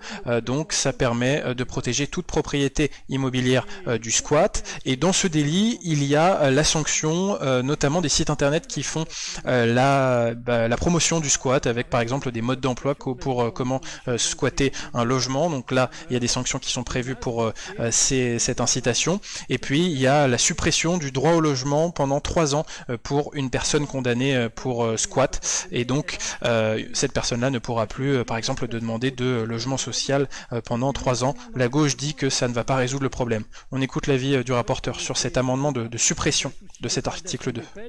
De punir plus sévèrement le squat d'un domicile que celui de locaux qui ne sont pas utilisés à des fins d'habitation. Enfin, la Commission a précisé la définition de la nouvelle infraction consistant à faire la propagande ou la publicité de l'occupation frauduleuse d'immeubles en indiquant qu'est visée seulement la diffusion de méthodes visant à faciliter ou à inciter la commission du délit. On ne peut pas ne pas réprimer l'incitation à commettre un délit. On peut en effet trouver sur Internet de véritables modes d'emploi expliquant aux squatteurs comment ils doivent se comporter pour tenter d'échapper à l'expulsion ou pour retarder les procédures judiciaires, par exemple en changeant les serrures du logement ou en souscrivant un abonnement d'électricité à leur nom pour donner l'impression qu'ils sont installés chez eux. C'est la diffusion de ce type d'informations que l'amende cherche à dissuader. La liberté d'expression des associations qui luttent contre le mal-logement n'est nullement remise en cause. L'article 2 apparaît ainsi utile et robuste juridiquement. Avis défavorable, Monsieur le Président. Très bien, avis du gouvernement. Et donc sur cette occupation des locaux vacants, on n'arrivera pas à vous mettre d'accord, Jocelyne et Michel, avec d'un côté Michel qui est plutôt pour défendre le droit de la propriété, qui est un droit constitutionnel, et Jocelyne qui est favorable à cette idée de taxer les locaux vacants, une idée qui est notamment portée par la sénatrice communiste Marie-Claude Varayas dans ce débat, une taxe qui pourrait justement inciter à ne pas rendre vacants ces locaux et à favoriser leur logement. De restreindre pour ne pas viser les locataires qui seraient défaillants. Néanmoins, le simple fait de laisser le mot manœuvre dans les méthodes qui sont visées par cette incrimination laisse un champ énorme d'interprétation pour savoir si un locataire qui dit qu'il peut payer son loyer et qui finalement ne le paye pas est couvert ou pas. Par ailleurs, la définition de jurisprudence pénale sur le délit de violation de domicile est en fait plus large. C'est plus large que le champ de la procédure administrative qui permet au préfet d'agir sur le domicile. Et cela couvre en fait tous les lieux pour lesquels il existe une atteinte à la vie privée.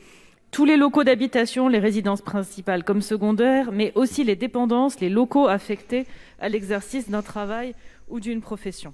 Enfin, le gouvernement n'est pas favorable à la création d'une peine complémentaire d'interdiction de se prévaloir des recours prévus sur le fondement du droit au logement. Cela me paraît effectivement disproportionné par rapport à l'objectif à atteindre et insuffisamment protecteur des personnes les plus vulnérables. Donc, pour toutes ces raisons, avis favorable à l'amendement de suppression. Et donc le gouvernement qui est favorable à la suppression de cet article qui crée un nouveau délit d'occupation frauduleuse d'immeubles. Toujours sur notre débat, dans notre fil de commentaires sur l'occupation des locaux vacants. Faut-il taxer ces bureaux, ces locaux vacants? Yugurta qui précise même la proposition, taxer oui, mais pour combien? Il faut que la taxe soit équivalente à la valeur locative, voilà, pour bien inciter le propriétaire d'un local vacant à louer son logement plutôt que de payer la taxe. Dans la mesure où indiquer que ne pas poursuivre ou ne pas sanctionner par de nouveaux délits ces situations-là serait une machine à créer de nouveaux délinquants et les pousserait à la délinquance me semble quand même un argument particulièrement inattendu, si j'ose dire. Et puis, l'urgence sociale, madame, ma chère collègue, a aussi bon dos, parce que c'est vraiment nier dans ce cas-là la détresse des propriétaires dont le droit le plus essentiel à la propriété, l'État est impuissant de le garantir. Et je rappelle, puisque vous serez peut-être sensible, que les rédacteurs des droits de l'homme en juin 1789 avaient fait de l'article 17 du droit de propriété, avec la liberté notamment, les deux premiers principes qui fondaient la déclaration qu'ils considéraient un droit inviolable et sacré, au même titre que la liberté, la sûreté et la résistance à l'oppression. Madame Estrosi Sassone. Et donc Dominique Estrosi Sassone, qui est l'auteur de la proposition de loi, sénatrice Les Républicains des Alpes-Maritimes, où s'est déroulée l'affaire de Théoul-sur-Mer. Au juge d'apprécier s'il y a lieu ou non de déchoir le squatteur de droit au logement opposable sur un laps de temps bien délimité. Simplement, je pense que c'est un signal très fort que l'on envoie à l'égard d'une grande partie de nos compatriotes, de nos concitoyens qui respectent le droit, quand bien même ils ont d'importantes difficultés à se loger, quand bien même ils ne sont pas logés, quand bien même ils n'ont pas un toit sur la tête, eh bien pour autant, ils n'enfreignent pas la loi. Pour autant, ils ne squattent pas un logement ou un domicile. Et donc, je pense que vis-à-vis de l'ensemble de nos concitoyens, il nous appartient de montrer qu'on ne place pas sur le même pied d'égalité le squatteur qui a enfreint la loi et la personne qui continue, même après plusieurs années, à attendre que l'on puisse lui attribuer un logement, y compris un logement social, dans des régions particulièrement tendues. C'est un juste équilibre, ce n'est que justice, et je pense que les juges sont à même de pouvoir ou non déchoir du droit au logement opposable. Et je voulais simplement le rappeler parce qu'on le voit trop, qu'on puisse demain continuer à inciter des gens à squatter, non seulement pour qu'ils puissent, une fois sortis du domicile, continuer à se prévaloir du droit au logement opposable et s'en servir comme d'un coupe-fil. Mais voilà, c'est intéressant ce que dit la sénatrice Estrosi Sassone, c'est-à-dire que quand un juge condamne une personne pour squat, condamne un squatteur, eh bien le juge est obligé de le reloger, c'est-à-dire que finalement squatter un logement, ce serait obtenir un coupe-fil pour obtenir un logement social, et donc c'est pour ça que les sénateurs proposent de priver un squatteur de son droit au logement. Favorable de la commission et favorable du gouvernement, qui est pour?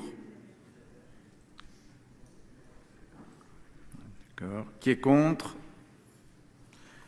L'amendement est rejeté.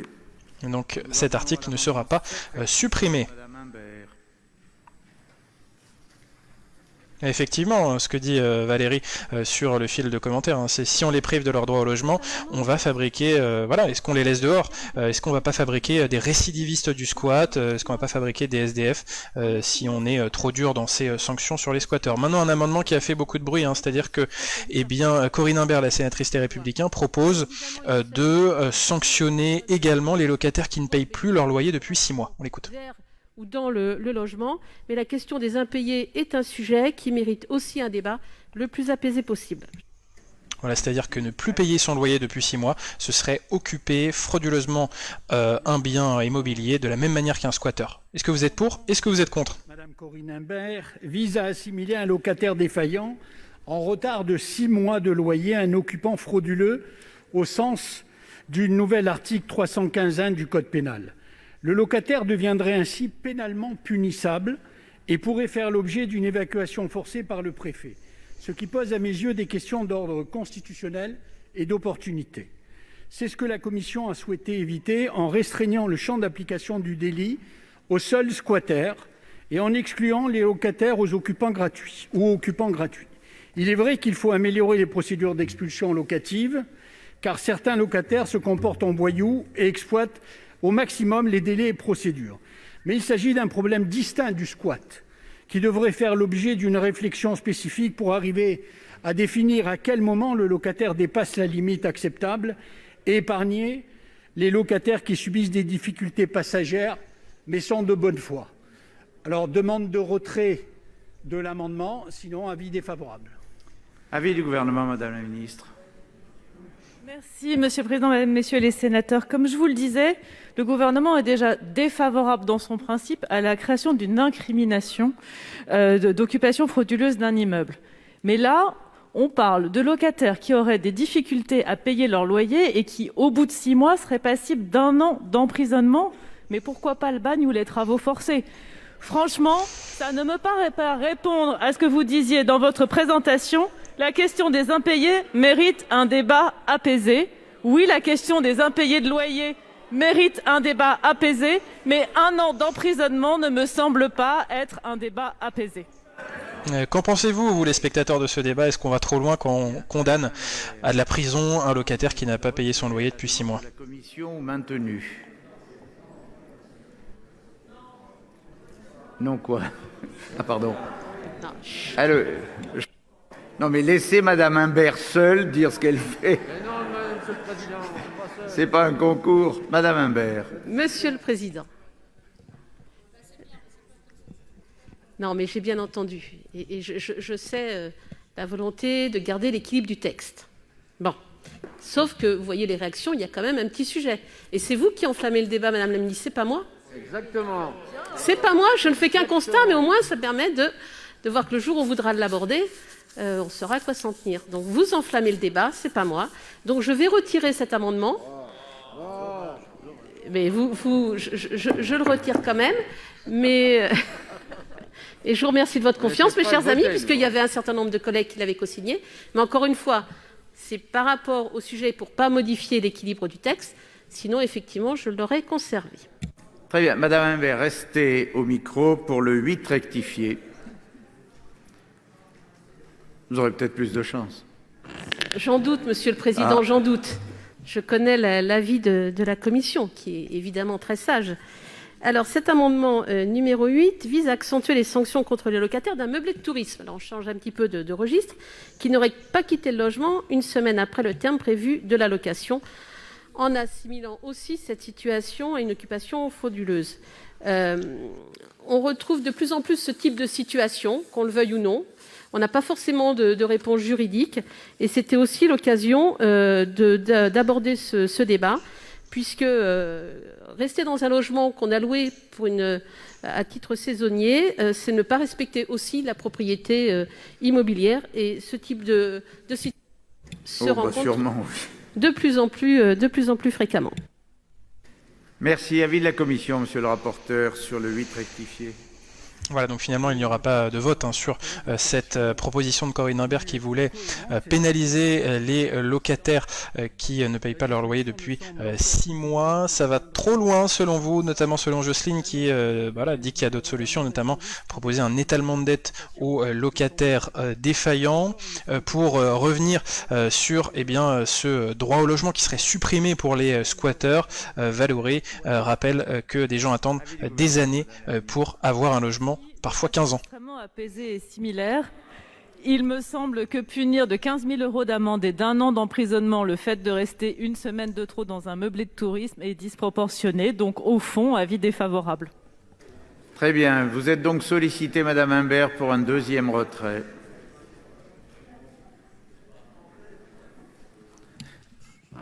Merci pour votre avis apaisé, Madame la Ministre, même si je ne le partage pas, parce que vous voyez, j'aurais moins de scrupules par rapport à des occupations prolongées de logements de meublés de tourisme. Là encore, je vais suivre la Commission et je vais écouter la Commission et encore une fois pour préserver l'équilibre de texte, mais j'aimerais bien savoir ce qu'on propose sur ce type de situation pour lequel nous n'avons pas de réponse. Donc je compte sur vous, mes chers collègues, pour que l'on cherche ensemble des réponses. Je vous remercie. Donc je retire l'amendement, Monsieur le Président. Et sur encore un amendement qui est retiré, mais au moins ça aura posé le débat sur ces locataires défaillants. Que faut-il faire? Voilà, est-ce que par exemple un locataire d'un meublé de tourisme sur une semaine qui après resterait dans le meublé, est-ce que c'est un squatter ou est-ce que c'est un locataire défaillant? En tout cas pour Michel, il faut différencier ceux qui sont de bonne foi de ceux qui ne le sont pas. Mais au point de vue juridique, c'est compliqué de mettre cette notion de bonne foi pour pouvoir sanctionner ou non. On écoute le socialiste Hussein Bourgi. Atténuante pour la personne qui a occupé l'immeuble ou les bureaux appartenant à cette collectivité. Commission, monsieur le rapporteur. Oui, Monsieur le Président, mes chers collègues, cet amendement prévoit que la peine ne s'applique pas lorsque l'immeuble squatté est une propriété publique située sur le territoire d'une commune qui ne respecte pas la loi SRU. C'est une idée originale, qui évoque à la fois la dispense de peine et l'état de nécessité. Toutefois, je ne vois pas en quoi le non-respect par une commune des règles SRU pourrait dispenser de peine quelqu'un reconnu coupable du délit d'occupation frauduleuse d'immeuble. Le droit pénal s'attache au comportement individuel de chaque personne. Dans une même situation, certains de nos concitoyens respectent les règles, d'autres s'en affranchissent, et c'est cela que nous souhaitons sanctionner.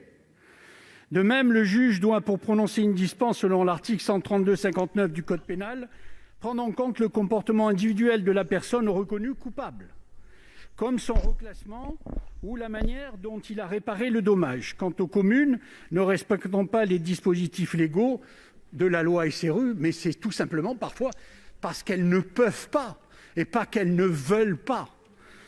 Il existe des sanctions financières spécifiques et c'est un autre sujet. Avis défavorable, Monsieur le Président. Et oui, c'est un autre sujet, la loi SRU, mais c'est un sujet important qui a souvent préoccupé le Sénat. Je le rappelle, la loi SRU, c'est la loi qui date de 2000 et qui oblige la plupart des communes à avoir entre 20% et 25% de logements sociaux sur le territoire communal. Et là, cet amendement propose de sanctionner le squat d'immeubles que dans les communes qui respectent leur part de logements sociaux. C'est donc un avis défavorable à cet amendement. Avis défavorable du gouvernement. Défavorable en général au principe de l'incrimination. Si je mets aux voix... Madame Procassia, pardon. 5 secondes pour poser la question. C'est une école qui est en cours de construction et qui est en rénovation, qui est occupée. Et dans ces cas-là, on pourrait garder l'occupation? Très bien. Je mets donc aux voix l'amendement numéro 6 avec 2 avis défavorables, commission et gouvernement. Qui est pour? Qui est contre? Il est rejeté. Nous en venons à 2 amendements identiques, l'amendement numéro 3 et l'amendement numéro 9. L'amendement numéro 3, monsieur Bourg. Jocelyne qui dit qu'effectivement il faudrait baisser les loyers car beaucoup de nos jours dorment dans leur voiture. D'ailleurs, sur cette affaire de Théoul-sur-Mer, le propriétaire de la maison qui a été squattée le dit, la première nuit, il a dormi dans sa voiture en regardant les squatteurs dîner tranquillement sur sa terrasse. Sur la baisse des loyers, il y a notamment la mesure d'encadrement des loyers qui vient du mandat de François Hollande, et cet encadrement des loyers, pour l'instant, il existe à Paris, à Lille. Il n'y a pas vraiment des résultats. En tout cas, il faudrait qu'il y ait plus de contrôle sur cet encadrement de loyers. Oui, merci Monsieur le Président. Je l'ai dit tout à l'heure dans mon intervention, le droit au logement a été une avancée considérable. Elle ne se traduit pas suffisamment avec autant d'efficacité que souhaité dans la réalité assez souvent. Et donc nous nous retrouvons avec un certain nombre de personnes qui manifestent de l'ineffectivité du DALO au travers d'actions d'occupation, afin aussi d'attirer l'attention et afin aussi de montrer à quel point certains sont dans des situations de souffrance. Parmi ces gens-là se trouve un certain nombre qui, effectivement, ont besoin d'être logés. C'est un cri désespéré comme il en existe d'autres. Je ne dis pas qu'il est plus légitime que d'autres, mais c'en est un aussi.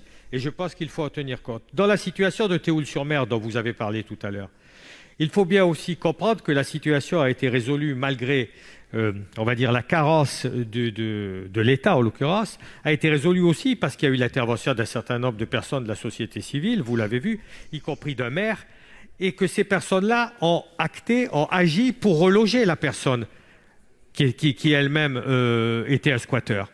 Donc comment pouvez-vous on va dire d'une manière cohérente, logique, considérer qu'une façon de résoudre le problème consiste à dire que les gens qui ont été condamnés pour squat illégal doivent être privés pendant 3 ans de la possibilité de faire appel au DALO. À bientôt, Jocelyne. Tout à fait cohérent. Très bien. Avis de la commission sur ces 2 amendements identiques, monsieur le rapporteur. Oui, Monsieur le Président, mes chers collègues, je rappelle que dans le cadre de ce droit opposable, les personnes n'ayant pas les moyens d'accéder à un logement indépendant et décent peuvent saisir une commission de médiation. Si cette commission juge leur demande prioritaire, le préfet dispose d'un délai de 3 mois pour formuler une proposition de logement adapté. La peine complémentaire tend à éviter un phénomène que l'on observe parfois qui conduit à accorder une forme de priorité au relogement à des squatteurs. Et la majorité des parlementaires qui ont été des élus de terrain de grande proximité le savent parfaitement bien. Les préfectures sont parfois tentées de rechercher en urgence une solution de relogement qui permette de mettre fin plus facilement à la situation de squat. Pendant ce temps, les personnes en attente de logement qui respectent la loi continuent d'attendre.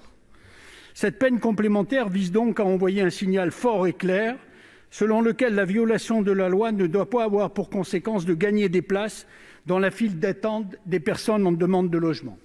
Avis défavorable, Monsieur le Président. Et voilà, pour ceux qui nous rejoignent, on finit de commenter le débat qui a eu lieu cette semaine au Sénat sur la proposition de loi pour durcir les sanctions contre les squatteurs et parmi les mesures clés, à ce moment actuellement, les sénateurs débattent de la suppression du droit au logement pour une personne condamnée pour squat, une suppression du droit au logement qui peut aller jusqu'à 3 ans.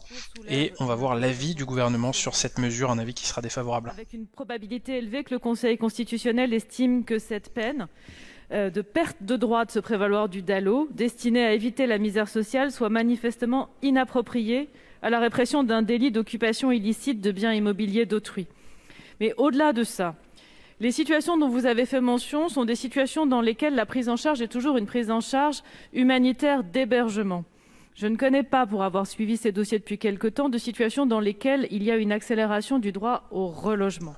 Les situations dont vous avez parlé, notamment celle de Théoul, ont été un accès à l'hébergement et c'est normal et légitime de mettre un toit au-dessus de la tête des enfants qui ne sont pas responsables pénalement du comportement de leurs parents. La question de la priorité des ménages DALO se gère avec les réservataires, avec les préfets, à l'intérieur de la file d'attente et n'a pas besoin de se gérer par une nouvelle incrimination judiciaire. Donc avis favorable aux 2 amendements de suppression. Très bien. Je mets aux voix ces 2 amendements identiques avec un avis défavorable de la commission, favorable du gouvernement. Qui est pour?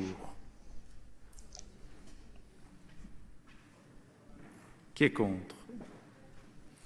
Ils sont rejetés. Donc il n'y aura pas de suppression de cet article qui prévoyait la suppression du droit au logement pour un squatteur. Monsieur le rapporteur, mes chers collègues, cet amendement concerne les mineurs. Comme vous le savez, il peut y avoir parmi les squatteurs des mineurs, des enfants qui sont en rupture familiale ou qui ont fugué. L'objet de cet amendement, c'est plutôt que de les incriminer, plutôt que de les envoyer devant les tribunaux, de les orienter plutôt devant l'aide sociale à l'enfance dont ils relèvent, plutôt que la vie en marginalité dans laquelle ils peuvent être parfois dans le cadre de ces squats. Avis de la commission, monsieur le rapporteur, sur le 5. Oui, Monsieur le Président, mes chers collègues, cet amendement propose d'exclure les mineurs de la peine prévue à l'encontre des squatteurs et de prévoir en contrepartie qu'ils seront orientés vers les services de l'aide sociale à l'enfance. Tel qu'il est rédigé, cet amendement n'a pas, à mon avis, pour effet d'exclure les mineurs de la peine prévue en cas de squat. Sur le fond, je ne vois pas pourquoi le phénomène du squat devrait faire l'objet d'un traitement dérogatoire par rapport aux règles habituelles du droit pénal des mineurs. Les mineurs capables de discernement sont pénalement responsables et la peine encourue est réduite de moitié par rapport à celle prévue des adultes. Quant à l'intervention de l'aide sociale à l'enfance, elle est possible selon les règles de droit commun prévues par le Code de l'action sociale et des familles, sans qu'il soit nécessaire de le prévoir dans cette proposition de loi. L'aide sociale à l'enfance pourra notamment intervenir si les jeunes squatteurs sont des mineurs isolés. Avis défavorable. Merci. Avis du gouvernement, madame la ministre. Merci. Pour moi, cet amendement est d'une certaine manière une preuve de plus que l'incrimination n'est pas la solution au sujet de l'occupation frauduleuse des immeubles, notamment parce qu'on est dans un cas particulier de prise en charge d'enfants sans danger ou de mineurs isolés. Et donc, je maintiens mon point de vue, pas d'incrimination. Du coup, un avis défavorable parce que ça amende l'article qui prévoit l'incrimination, mais uniquement pour ces raisons juridiques. Et donc Michel, sur notre fil de commentaires, qui est plutôt favorable à cette mesure de priver un squatteur de son droit au logement pendant 3 ans, car donner un logement au squatteur, ça pénalise ceux qui font une demande légale de logement social et qui attendent parfois 15 ans. C'est encourager la malhonnêteté, c'est en tout cas les arguments des sénateurs de la droite sénatoriale qui sont à l'origine de cette mesure. On écoute le socialiste Hussein Bourgi. Mais qui aurait pu imaginer, il y a quelques décennies de cela, pouvoir engager des poursuites contre l'abbé Pierre lorsqu'il avait prôné la réquisition des bâtiments qui étaient vacants. Donc, parallélisme des formes, je nous invite à faire preuve de modération et de tempérance en ne condamnant pas tout et en ne réprimant pas tout. Parfois, l'action des associations peut nous déranger, peut nous interpeller, mais elle contribue aussi à faire bouger et à avancer les choses. Effectivement, puisque ce texte condamne l'incitation au squat de logements, et donc la gauche dit que si cette mesure avait été valide à l'époque de l'abbé Pierre, il n'aurait pas pu mener toutes ces actions caritatives. Je l'ai indiqué dans la discussion générale, la Commission a retouché la définition de cette infraction afin de bien cibler ceux qui diffusent de véritables modes d'emploi en ligne, avec tous les conseils et astuces pour retarder le processus d'expulsion et échapper à la justice sans porter atteinte à la liberté d'expression des associations qui luttent contre le mal logement. La Commission est attachée à la création de cette nouvelle infraction qui répond, à notre avis, à une vraie lacune de notre droit pénal. Elle a donc émis un avis défavorable à cet amendement. Monsieur le Président. Madame la Ministre. Merci. Même avis que sur tous les amendements sur cet article, comme je suis défavorable à l'infraction en elle-même, défavorable aux amendements sur cet article. Très bien. Eh bien, oui, Madame Estrosi Sassone. Oui, je remercie le rapporteur, bien évidemment, de la précision qu'il a apportée. Et nous n'avons surtout pas voulu porter atteinte à la liberté d'expression d'un certain nombre d'associations qui, effectivement, accompagnent des publics en situation très précaire, très difficile, dans le cadre du mal-logement. On pense à la Fondation Abbé Pierre, on pense même, cette association est encore plus politique et militante, à l'association Droit au logement. Mais pour autant, on ne peut pas tolérer qu'aujourd'hui, des sites Internet donnent de véritables modes d'emploi de la façon dont on doit squatter un domicile. Quand vous tapez sur des sites Internet, sur votre moteur de recherche, j'ai ouvert un moteur de recherche et un site... On accueille Morgane sur notre fil de commentaires qui rappelle le droit au logement. Et oui, de nos jours, tout le monde a le droit à un toit. Repère ta maison. Deuxième étape, rentre dans les bâtiments et barricade-toi. Troisième étape, attends le passage des flics et des huissiers, mets un faux nom sur la boîte aux lettres pour montrer, barricade-toi. Une fois que les flics seront passés, tu pourras te considérer comme étant chez toi. Quatrième étape, remets l'eau et l'électricité. Cinquième étape, prépare ta défense. Eh bien, si ce genre de mode d'emploi ne sont pas sanctionnés, eh bien, j'estime véritablement que nous ne faisons pas notre travail et que nous devons être sévères vis-à-vis de ces sites Internet. Et aujourd'hui, Madame la Ministre, rien ne permet de pouvoir sanctionner ces sites Internet. Et voilà, qu'en pensez-vous de ces sites Internet qui font des modes d'emploi pour squatter des logements? Est-ce qu'il faut les sanctionner durement? Qui est contre? Il est rejeté. Et donc cette mesure est conservée dans la proposition de loi sénatoriale. La commission, puisqu'aucun amendement n'a été adopté sur cet article 2, qui est pour? Qui est contre? Il est adopté. À l'article 3, un amendement 1 rectifié bis. Madame. Et là, l'article 3, on va maintenant parler de l'évacuation forcée par le préfet. Et oui, c'est la loi. Depuis 2007, un préfet peut forcer l'évacuation d'un squatteur. Alors, il a 48 heures pour le faire. Le propriétaire doit apporter certaines preuves. Mais en tout cas, cette proposition de loi sénatoriale, elle veut faciliter cette évacuation forcée. On écoute la sénatrice à l'origine, en 2007, de cette mesure, Catherine Procassia.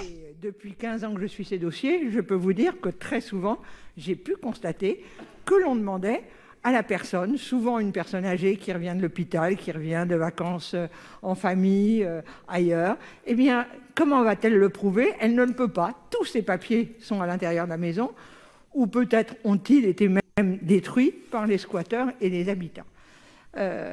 Dominique lisait tout à l'heure le mode d'emploi. Un des modes d'emploi les plus simples pour le squatteur, c'est effectivement de se faire établir un contrat au nom. Et c'est pas compliqué, puisque sur des précédents textes, je l'ai fait faire avec mes assistants. Téléphoner en disant « J'habite dorénavant au 15 rue de Vaugirard, je suis nouveau locataire. Je ne peux pas vous donner le numéro du contrat du prédécesseur parce que je ne le connais pas. Je ne connais pas son nom et je ne sais pas quel est le contrat. » Et vous avez, dans les 2 jours ou dans les 3 jours, vous avez une facture et une attestation d'électricité. Il y a plusieurs années de ça, j'avais demandé que l'on sécurise et théoriquement, il y aurait dû avoir un code barre que l'on vérifie pour sécuriser cela. La seule preuve qui existe, c'est la taxe d'habitation. Or, la taxe d'habitation, vous n'avez pas, je ne sais pas lequel d'entre vous connaît par cœur son numéro pour aller sur Internet, et quand c'est une personne âgée, pour aller sur son compte, pour pouvoir prouver que c'est la taxe d'habitation, elle ne le peut pas. Donc cet amendement est simple, il prévoit que ce soit le préfet qui aille demander, si possible très rapidement, aux impôts, la preuve que le logement appartient bien à monsieur X ou à madame Y. Et voilà, avec cet amendement, ce n'est plus au propriétaire du logement de apporter la preuve au préfet que c'est bien son logement, c'est au préfet d'aller chercher la preuve pour après pouvoir évacuer en 48 heures le squatteur. Alors, sur ces squatteurs et notamment la suppression de leur droit au logement, Valérie se demande, peut-être que ces personnes qui squattent attendent un logement depuis des années. En tout cas, c'est ce que dit la gauche du Sénat, que derrière le squat, il y a la question du mal logement, et donc que ces squatteurs veulent avant tout trouver un logement. La réponse de la droite sénatoriale, c'est que les squatteurs n'ont pas le droit d'avoir d'une certaine manière un coupe-fil dans l'accès à un logement social, et ils doivent respecter la loi comme la plupart des gens qui attendent un logement social. Est face à un squatteur de domicile, d'arriver à prouver la légitimité de sa propriété. Et c'est vrai que quand on est face à un squat de domicile et que les papiers sont dans votre domicile, c'est difficile à établir. Donc au fond, je pense que nous avons effectivement à continuer à travailler pour savoir comment est-ce qu'on peut simplifier des demandes, que ce soit aux services fiscaux ou d'ailleurs aux notaires, puisqu'en général, il y a en général un double du titre de propriété chez le notaire. Et je pense que c'est une préoccupation réelle et sérieuse. Après, en termes de procédure, le préfet, dans la procédure administrative, a 48 heures pour statuer. Je ne suis pas sûre que ce soit le préfet qui soit l'autorité qui soit la plus à même de faire ça au titre de la famille. Il y a des ayants droit, il y a des associations qui accompagnent, mais en tout cas, moi, je suis prête à regarder la manière opérationnelle de faire. Et après, en procédure législative, en réponse législative, c'est un amendement à l'article 3, comme le gouvernement est défavorable à l'article, il sera défavorable à cet amendement, mais au-delà de cette discussion législative sur ce point particulier, la question c'est l'opérationnalité et je suis vraiment prête à y travailler. Très bien, je mets aux voix l'amendement 1. Donc le gouvernement, c'est intéressant, un gouvernement qui est favorable à l'idée que le préfet puisse apporter la preuve qu'un propriétaire est bien propriétaire de son logement pour pouvoir évacuer de force un squatteur. Et donc cette mesure est adoptée dans la proposition de loi de la droite sénatoriale. Qui est contre? Il est adopté. Je mets aux voix l'article 4 qui ne porte pas d'amendement. Et donc on va approcher bientôt le vote de l'ensemble de cette proposition de loi dans quelques minutes. Je vais mettre aux voix l'ensemble de la proposition de loi. Y a-t-il des demandes d'explication de vote? Madame Estrosi Sassone. Et donc Dominique Estrosi Sassone qui est l'auteur de ce texte et qui va se féliciter de l'adoption de ce texte. Des collègues présents dans cet hémicycle pour avoir participé à ce débat dont on a vu combien il était enjoué, combien il était important et combien il a suscité un certain nombre d'interventions que l'on peut, pour certaines, considérer comme tout à fait légitimes, pour d'autres qui ont été quand même, pour le moins assez idéologiques. Je voudrais remercier encore une fois, je l'ai fait dans mon propos, donc le rapporteur, Henri Leroy, et le président de la commission des lois pour le travail qu'ils ont fait avec bien sûr l'ensemble des commissaires aux lois qui ont suivi le rapporteur, parce que je pense qu'effectivement, par rapport au texte initial, leur travail a permis d'enrichir le texte que nous proposons aujourd'hui à votre vote, et que nous avons ainsi permis de ne pas créer d'amalgame, de ne pas créer d'opposition caricaturale entre, d'un côté, les propriétaires, et particulièrement pensant que les propriétaires seraient tous riches et nantis, alors qu'on sait très bien que de très nombreux propriétaires ne sont pas riches, ne sont pas nantis, mais simplement ont leur propre bien ou un bien supplémentaire qui viennent compléter leur retraite et qu'ils ont acquis donc avec le fruit de leur travail et leur propre épargne, et de l'autre côté qu'il y aurait que des pauvres locataires. Cet équilibre qui a été recherché par le rapporteur, il me satisfait pleinement et je veux l'en remercier. Je veux également regretter la position du groupe des socialistes et des communistes, qui me semble être une position pour le moins idéologique, une position très politique, une position démagogique, parce que vous avez volontairement, alors que ce n'était pas l'objet qui était poursuivi par cette proposition de loi, vous avez volontairement opposé le droit de propriété au droit au logement. Or, le droit au logement, ce n'est pas le droit au squat. Et le droit de propriété est le seul droit constitutionnel qui soit. Le droit au logement est un droit qui est reconnu dans nos valeurs républicaines, mais ce n'est pas un droit constitutionnel, et ce n'était pas la peine de faire cette opposition, parce que nous sommes bien tous convaincus, et nous œuvrons à ce sens, que nous devons accompagner un certain nombre de nos compatriotes qui ont de grandes difficultés en matière de logement pour être logés, pour avoir un toit sur la tête. Et donc nous partageons bon nombre d'objectifs qui sont poursuivis, y compris par une association comme... Et donc la sénatrice LR Dominique Estrosi Sassone qui règle un peu ses comptes avec la gauche du Sénat qui était opposée à sa proposition de loi. C'est l'État qui est défaillant. C'est l'État qui est défaillant à travers la mise en œuvre d'un certain nombre de politiques publiques de l'habitat. Et ce n'est pas aux propriétaires à assumer cette défaillance de l'État. Enfin, je voudrais vous dire à vous, Madame la Ministre, que nous vous apportons... Effectivement, Valérie, Macron avait dit qu'il ne voulait plus voir de SDF dormir dehors, mais cette promesse n'a pas été réalisée pour l'instant. Conclure. Eh bien, ce que vous vouliez faire, mais vous ne mettez pas, en nous accompagnant à travers ce texte, vos paroles en conformité avec vos actes. Nous le regrettons beaucoup. Et voilà pour cette prise de parole de l'auteur de cette proposition de loi. Et maintenant, on va passer au vote. Allez, je mets au vote. Alors dites-nous ce que vous voteriez à la place des sénateurs. Pour ou contre? Propriété immobilière contre le squat, qui est pour? Qui est contre? La proposition de loi est adoptée. Et voilà, donc la droite sénatoriale, la majorité de droite et du centre du Sénat a donc adopté cette proposition de loi pour durcir les sanctions contre les squatteurs. Et si ce texte est adopté par l'Assemblée nationale, il y a vraiment peu de chance. En tout cas, eh bien, il pourrait y avoir une peine de 3 ans de prison pour un squatteur, 45 000 € d'amende. Il pourrait être privé de son droit au logement pendant 3 ans, avec également la création d'un délit d'occupation frauduleuse d'immeubles, et puis des sanctions pour ces sites internet qui publient des modes d'emploi pour squatter un logement. Donc voilà pour ce débat donc sur la lutte contre le squat. C'était d'une certaine manière aussi un débat sur le mal logement, car pour la gauche du Sénat, eh bien le squat des domiciles est un reflet du mal logement en France. Alors j'espère que ce débat vous a plu, merci d'avoir participé, d'avoir commenté, d'avoir posé des questions, et puis on se retrouve jeudi prochain pour une nouvelle édition de votre émission 100% réseaux sociaux. Le débat est à vous, où vous commentez les temps forts de la semaine au Sénat. Merci beaucoup, bonne soirée et bon week-end.